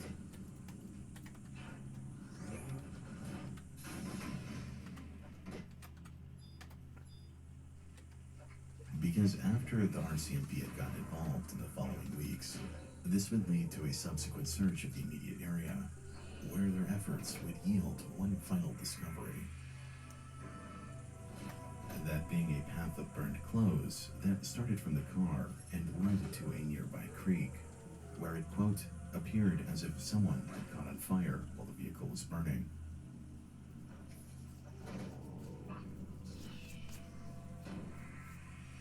A subsequent underwater search had revealed nothing, however, and further efforts to locate Marshall were suspended, leading to a final statement given by police.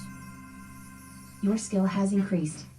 We believe that he was likely the driver. There's some personal effects surrounding the area, but there's nothing to suggest that there was anything suspicious that occurred. Oh, I got Gale Axe. That's cool. Oh yeah, it's weight. Yeah. Now, let's recap for a moment. What cracking? A young man is missing. His car is found 14 hours away at the end of a remote logging road in an area he's not known to have ties to. His car is burned to an absolute crisp. His steering column is removed. There are items no! It appears as if someone had tampered with the scene after its discovery. And there's a trail of burned clothes leading to a nearby creek. Yet despite this mess of information, authorities would neatly tie it up by saying nothing suspicious had occurred.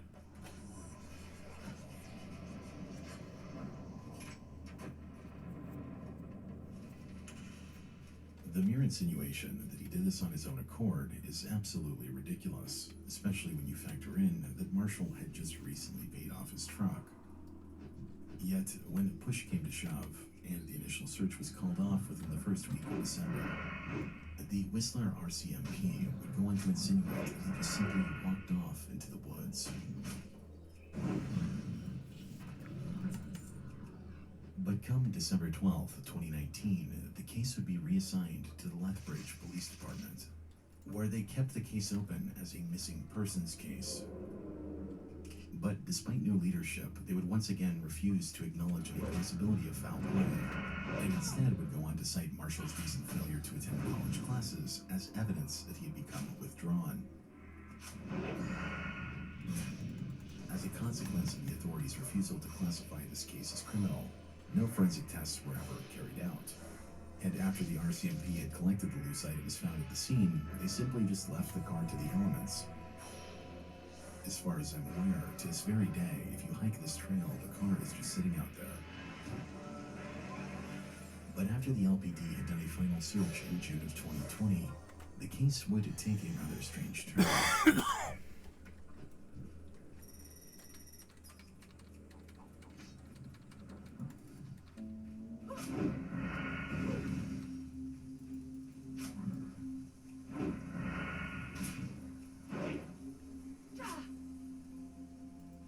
Exhaustive search in June, which yielded nothing, the family was rightfully frustrated by both departments who refused to classify the case as criminal.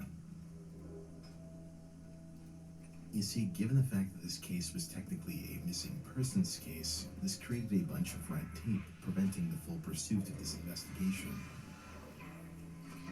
And one potential lead that wasn't able to be fully investigated was the search for gas station CCTV footage. We know for a fact that Marshall would have had to stop for gas multiple times, and while Marshall's family did check the various gas stations on the way up to Pemberton, they were only able to check the footage with the various locations that cooperated on their own accord. But beyond that, additional frustration could be felt for the police not even allowing the family to view the items that were found. To date, we're only left with the various photos that surfaced online. When Cassie was here, there was a lot of barriers with the Missing Persons Act in trying to get historical data of Marshall's movements prior to his disappearance. And I think that's something that we're still continuing to push for, is to get those answers and get that information. You know, and for me, one of the biggest things would be this fire investigation that, you know, just happened. And no results yet, right? Yeah, from what I've been told, they're still waiting on the fire investigator report, which is a month now. Just over a month from when they were up there, and a full almost 9 months since Marshall went missing. So, you know, I've wanted a fire investigator up there like day one. Yeah. And for them to just have one, I mean, I'm happy that one went up there when they did the final search that they just completed. But, you know, it's a little bit late, and we're still waiting for that report, because, you know, if it's considered arson, you know, that's criminal. And so that I'm hoping that we could then get it pushed into a criminal case, a criminal investigation. Absolutely. It seems really strange that they would wait that long. Is there any idea why? I mean, to me, it seems like anybody could go out there and tamper with evidence, right? And that was our concern from the beginning of having the trucks still being out there, is that it wasn't a controlled site. This fire investigation would later be deemed inconclusive, which would bar Marshall's case from a criminal classification. And as you can imagine, leaving the car to the elements for 9 months definitely didn't help for clarity. But that being said, when the family hired a private investigator, his findings differed on the site. He had determined that the cause of the fire was arson, and the PI was even able to locate a source lighter at the scene. Your skill has increased. But despite these findings, this didn't appear to shake the LPD's opinion on the case, and come August of 2020, the family would launch a petition to manually push the case to a criminal classification. Shortly after the petition was launched and started to gain some traction, the Lethbridge Police Department would go on to issue a statement.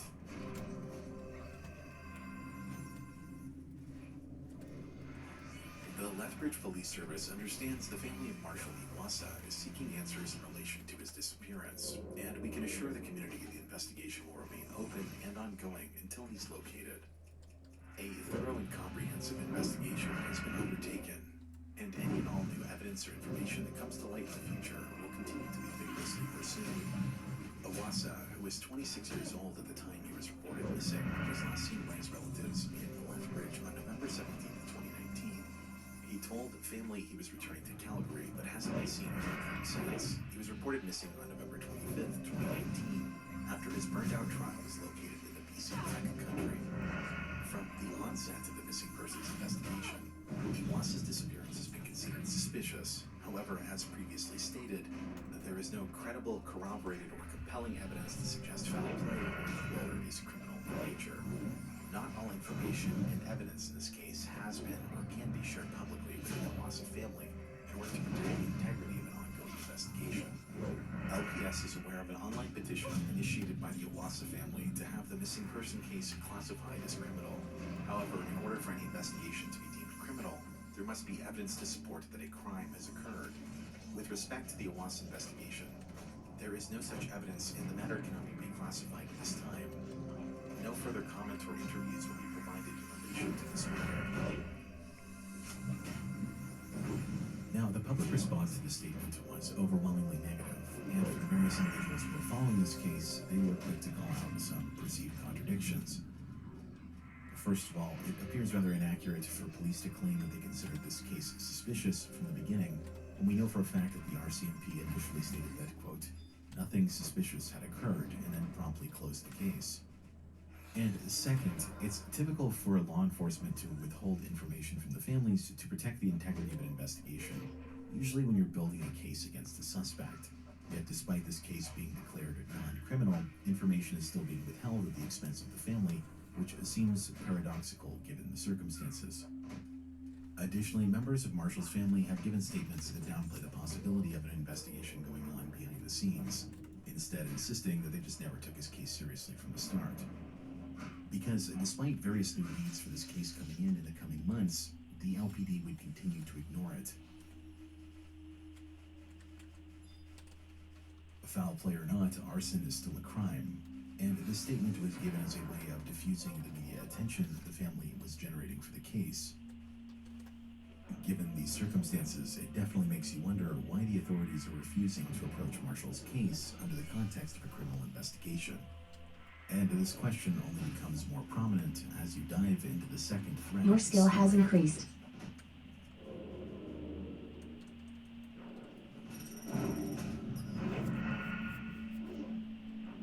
Your skill has increased.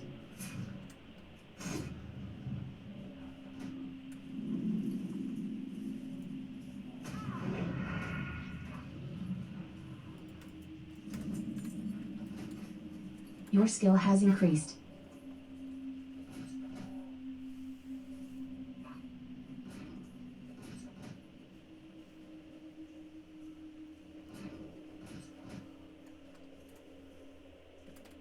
Your skill has increased. The police had to reach the scene of Marshall's truck. Another set of incredibly strange events would unfold about an hour. 125, not bad, not bad.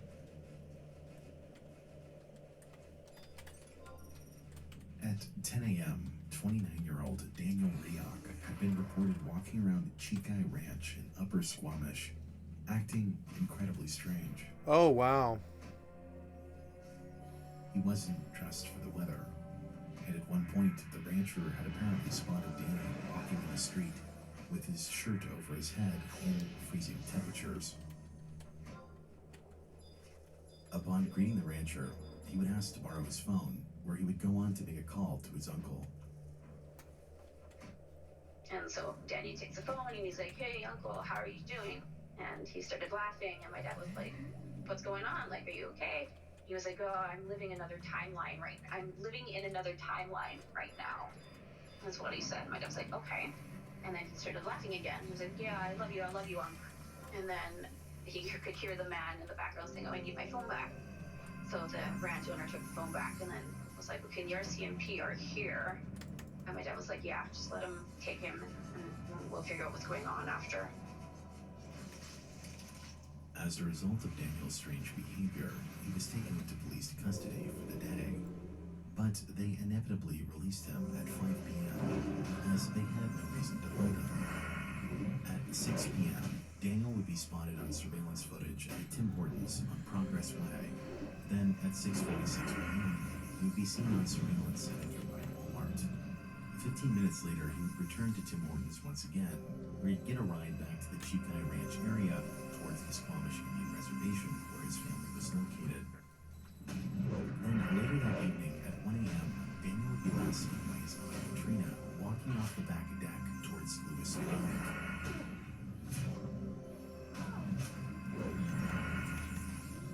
As the last person to see him, she recounted that he had woken her up and told her that he had been fighting with a friend down by the river. At the time, she wrote the strange behavior off as him being intoxicated. But later that night, Daniel's car would be found idling with the lights on, where Daniel was nowhere to be found.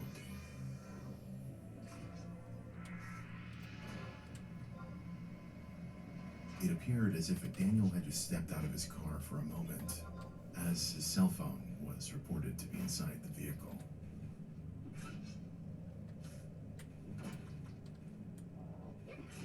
By the next morning, another family member had reported Daniel's vehicle as abandoned, where it would be towed and placed into the hands of the RCMP. But despite discovering this car in this state, no one on the reservation sounded the alarm and actually reported him missing. As the holiday season came and went, it wouldn't be until January 7th, 2020, 6 weeks later, that Daniel would be filed as a missing person. So there was a space between the last time my wife Deb and I talked to him on November 25th and January 7th when I placed got the missing persons report going. That's about 6 weeks. Apparently, no one knew anything, and that was a little bit disconcerting to us because nobody noticed that he was missing, even though he was How did I get living in a very, 4? very small community. 4.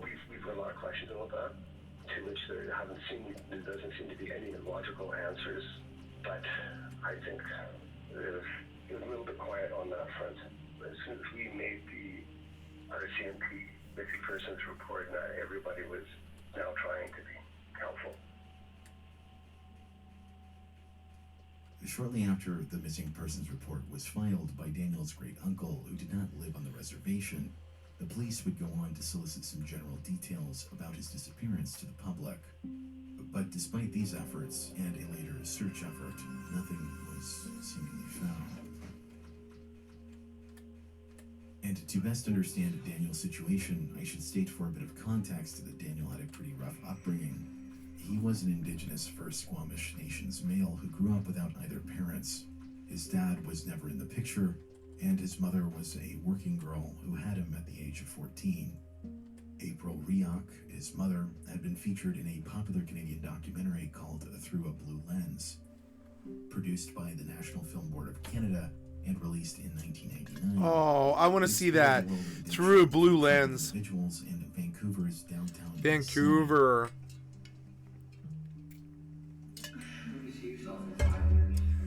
Through a blue lens. I want to see it.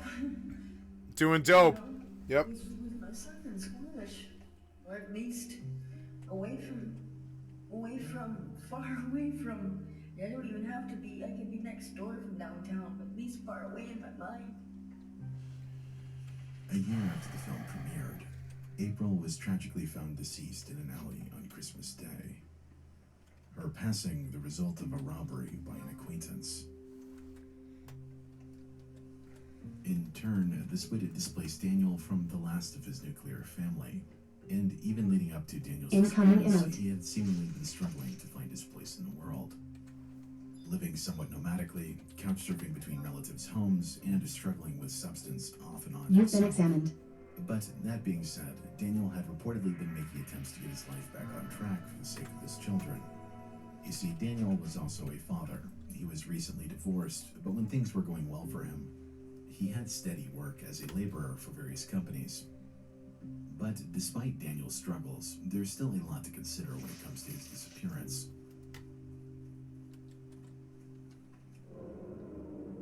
Because prior to vanishing, Daniel had reportedly become erratic, paranoid, had claimed people were out to get him, and he had multiple episodes that his family just weren't sure what to make of. He sort of went through a weird period again where he had broke his hand, and my dad was going to bring him down. He was going to bring him down to North Vancouver for an operation on his hand, and he ended up going in the hospital, but then he didn't. He called my dad back shortly after and said, "Oh, I'm not having the surgery," or something like that. And he ended up, my dad picked him up and said, "What's going on?" He goes, "Oh, I'm not having the surgery," or something like that. My dad was really confused by it. And then he just started going through a really weird period where he wasn't trusting people, or he wasn't, he was suspecting that people were after him, that kind of thing. But he still, was pretty happy. Like, he was a pretty happy guy. He just, something was going on. Oh, oops. According to his cousin, in one instance, he left his rental in Squamish, took a bus to Winnipeg, broke into a local cabin, then turned himself into police. After being incarcerated, his grandfather then flew himself out to pick him up, where he then went to live in a new city for a few years. What a In another life. strange set of circumstances, his uncle had discovered his kitchen door kicked open, with Daniel dazed and confused as to what was going on. He just kind of, I don't know, had some sort of break, or was on. My dad, we were starting to suspect that he was on, but we weren't totally sure. And he had broken into the next door neighbor's house as well, too. He had broken in and was trying to find, he was trying to find, I think, because his old best friend used to live next door, so it was, I think he was stuck maybe in the past or something like that. Like, he was thinking he was going to find his friend, and then he's going to, Nope. he wasn't sure why my dad wasn't answering the door. I don't know exactly. But my dad ended up having to call the police and say, like, this has happened. I got a lot of what's friends going like on. this. He just seems really out of it. So the police took him. Yeah. And he was released later on. So the police took him. Yeah. Sounds about right.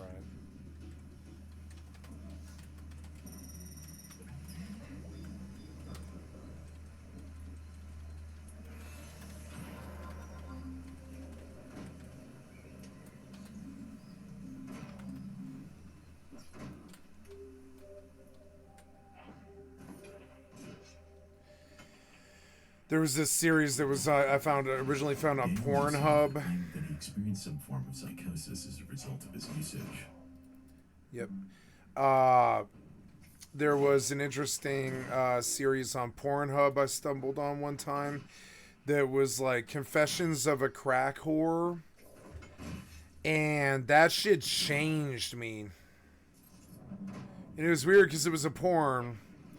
But they were just letting these crack whores, I mean, I don't know what else to call them. They call themselves crack whores. They were crack whores. And these crack whores would just tell stories from the streets that would make your fucking soul die, And you're like, what the fuck? And then they have sex afterwards for money. It's crazy. It's just like, man, some humans.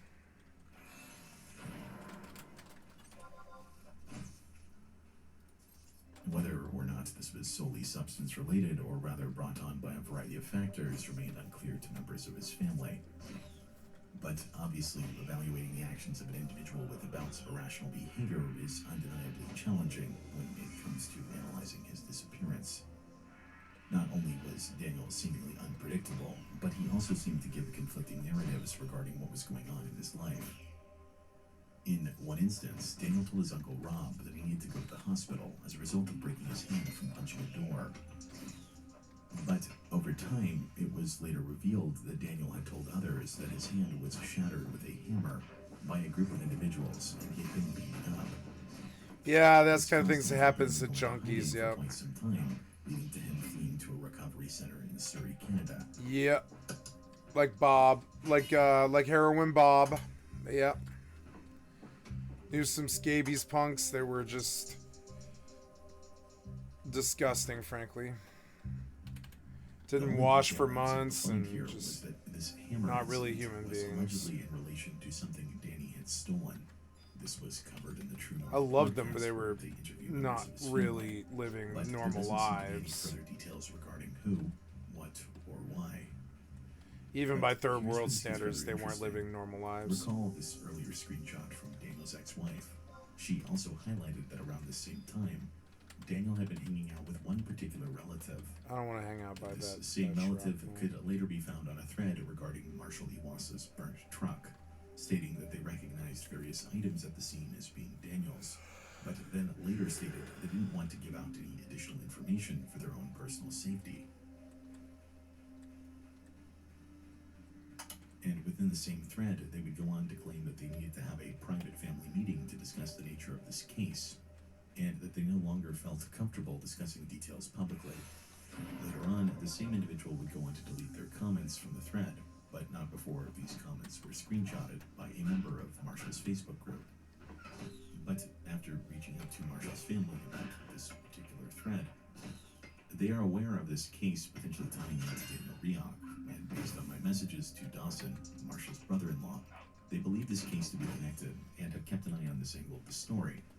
You see, the link that allegedly ties these two cases together was the red cooler that was found in Marshall's truck, which has been alleged by various members in the Facebook community to bear the name Cody Lewis. And on that note, to date, this is the first time this photo has ever been shared publicly, which Rabbit seems to fart. confirm the aforementioned. Now, this unreleased photo was provided to me by a member of Marshall's family, and initially this detail about the cooler wasn't known publicly to either family at all. The only reason this became public knowledge was because it was effectively leaked from an off-the-record statement by an RCMP officer to a witness who later would go on to post about it online.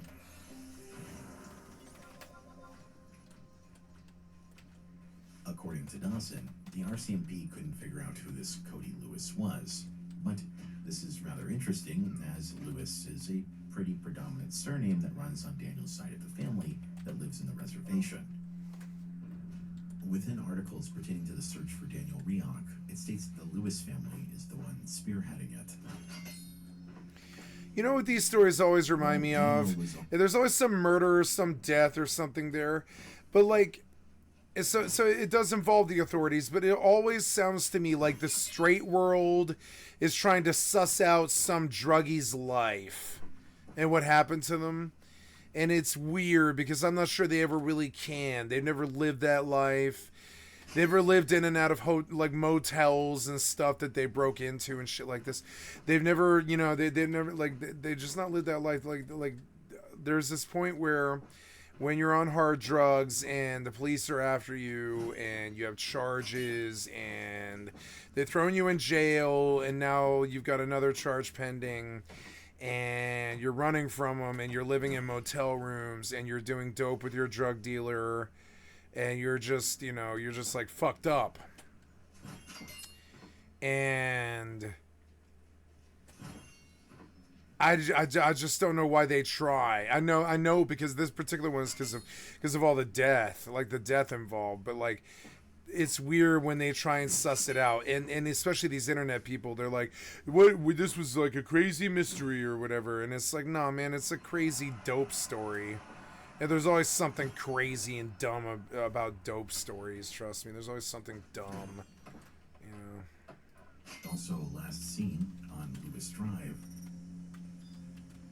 Daniel also coincidentally appears. No, I want the goblin. Cody Lewis. So to reiterate a bit, while some of Daniel's relatives are afraid to talk publicly, others are identifying items found at Marshall's truck as belonging to Daniel. While one relative also seems to share a name with an item found at the scene. Given the fact that Daniel was couch surfing between relatives' homes prior to his disappearance, it seems plausible. The goblin is kicking the leech's ass, and this will be death if I don't run. But while this is speculation, I'll just throw another leech in him, though. Allegedly could not figure out who this I'm doing okay right now. Maybe we'll kill the mugger, actually. Never mind. He's soft. He doesn't have the defense he needs. Cooler doesn't have any relation to Daniel Riog. The question then becomes, who was this other Cody Lewis? In either situation, this photo proves that police closed the door on this case while items that were found at the scene were obviously not Marshall's. Pair this with the ongoing fact that the authorities prevented the family from viewing all the items that were found, and this makes for a very questionable bit of police Nice. work. But nonetheless, the link between the two cases becomes even more interesting as we dive into the final thread of this story. Gambler, he's 22. Yeah, get in on it. Oh, no, I'm in battle.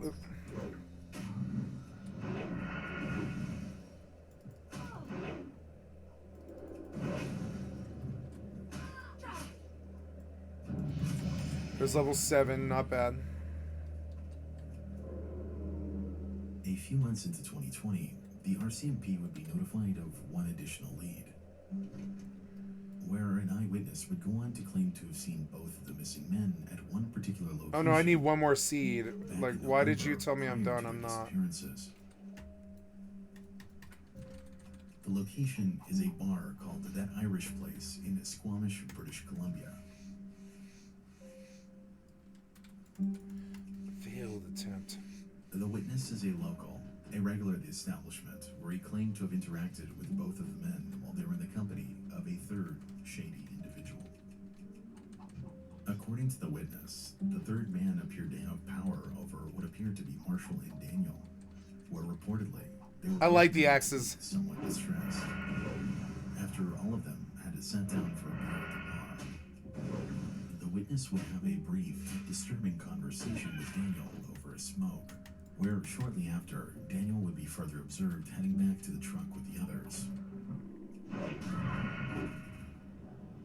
Notably, the witness would observe the truck idling in the parking lot for quite some time, where the truck was noted to have matched the description of Marshall's GMC Sierra with Alberta plates. And to quote the man directly, I have a now deleted Facebook post that was in response to Daniel's second cousin, Sonia. Sonia, I'm very sure it was Marshall's truck in the parking lot outside of That Irish Place in November of 2019. Marshall, Daniel, and the quote, scary dude were sitting in it for a couple hours after the three of them had a beer 20 feet from me. I went outside for a cigarette and Daniel asked me for one. I asked him what those two dudes were doing sitting in the truck for hours. Daniel said, I think that guy's going to kill us. I did not take him serious and butted out my cigarette and went back inside. The bank machine was 10 feet from my bar stool and Marshall came in by himself and tried to get money. I sensed some distress from him and almost asked him if he was okay because I would have given him $20. He tried the machine 3 times without success, then went back out to the truck and got into the passenger side. The truck had Alberta plates on it. When I gave the RCMP an audio statement in March or April, after the statement, off the record, the officer asked me if I knew Cody Lewis. I told him I did, and asked why. He said Cody Lewis was written on the lid of the red cooler in a permanent black marker. I did not know about Marshall being missing until I found this group in February or March. Then when I had seen Marshall's picture, I remembered him at the bank machine. I am 100% positive the 2 cases are linked. Now, while eyewitness testimony is notoriously unreliable, when it comes to this story, it's worth mentioning that this witness was a local, where he claimed to know of Daniel before this encounter. And it certainly does at least add to the credibility, given the fact that they were later proven correct regarding the cooler detail. But beyond that, on an even more strange note, in other retellings, the witness also claimed that on that same particular day, Daniel had left his guitar with the bartender, where in the coming days after his disappearance, the witness had also noticed that the police had come in to pick up the guitar as well. Arrow gaw. Meaning that shortly after Daniel disappeared, water gaw. God police damn had it. in their possession his car, which also contained his phone, Fire, and his guitar. Yet this also in no way caused any alarm to sound for his whereabouts. Nice.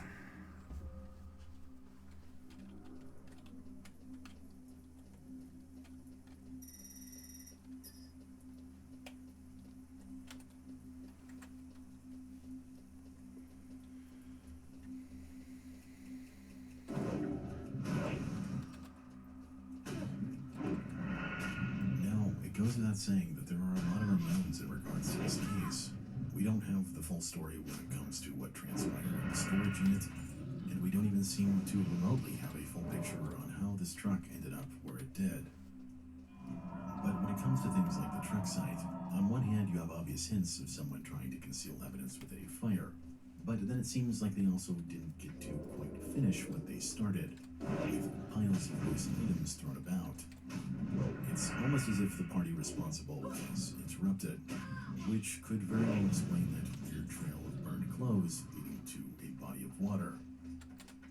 There's also this additional unknown in regards to who or what tampered with the site after its discovery. While I suppose it's possible that wildlife could have been a culprit here, it's certainly quite creepy to read the hiker's fears about running into someone and then this happening. Continuing on, however, if you were to take a look at much of the discussion online in regards to these two cases on places like Web Sleuths or Reddit, a pretty persistent theory is that these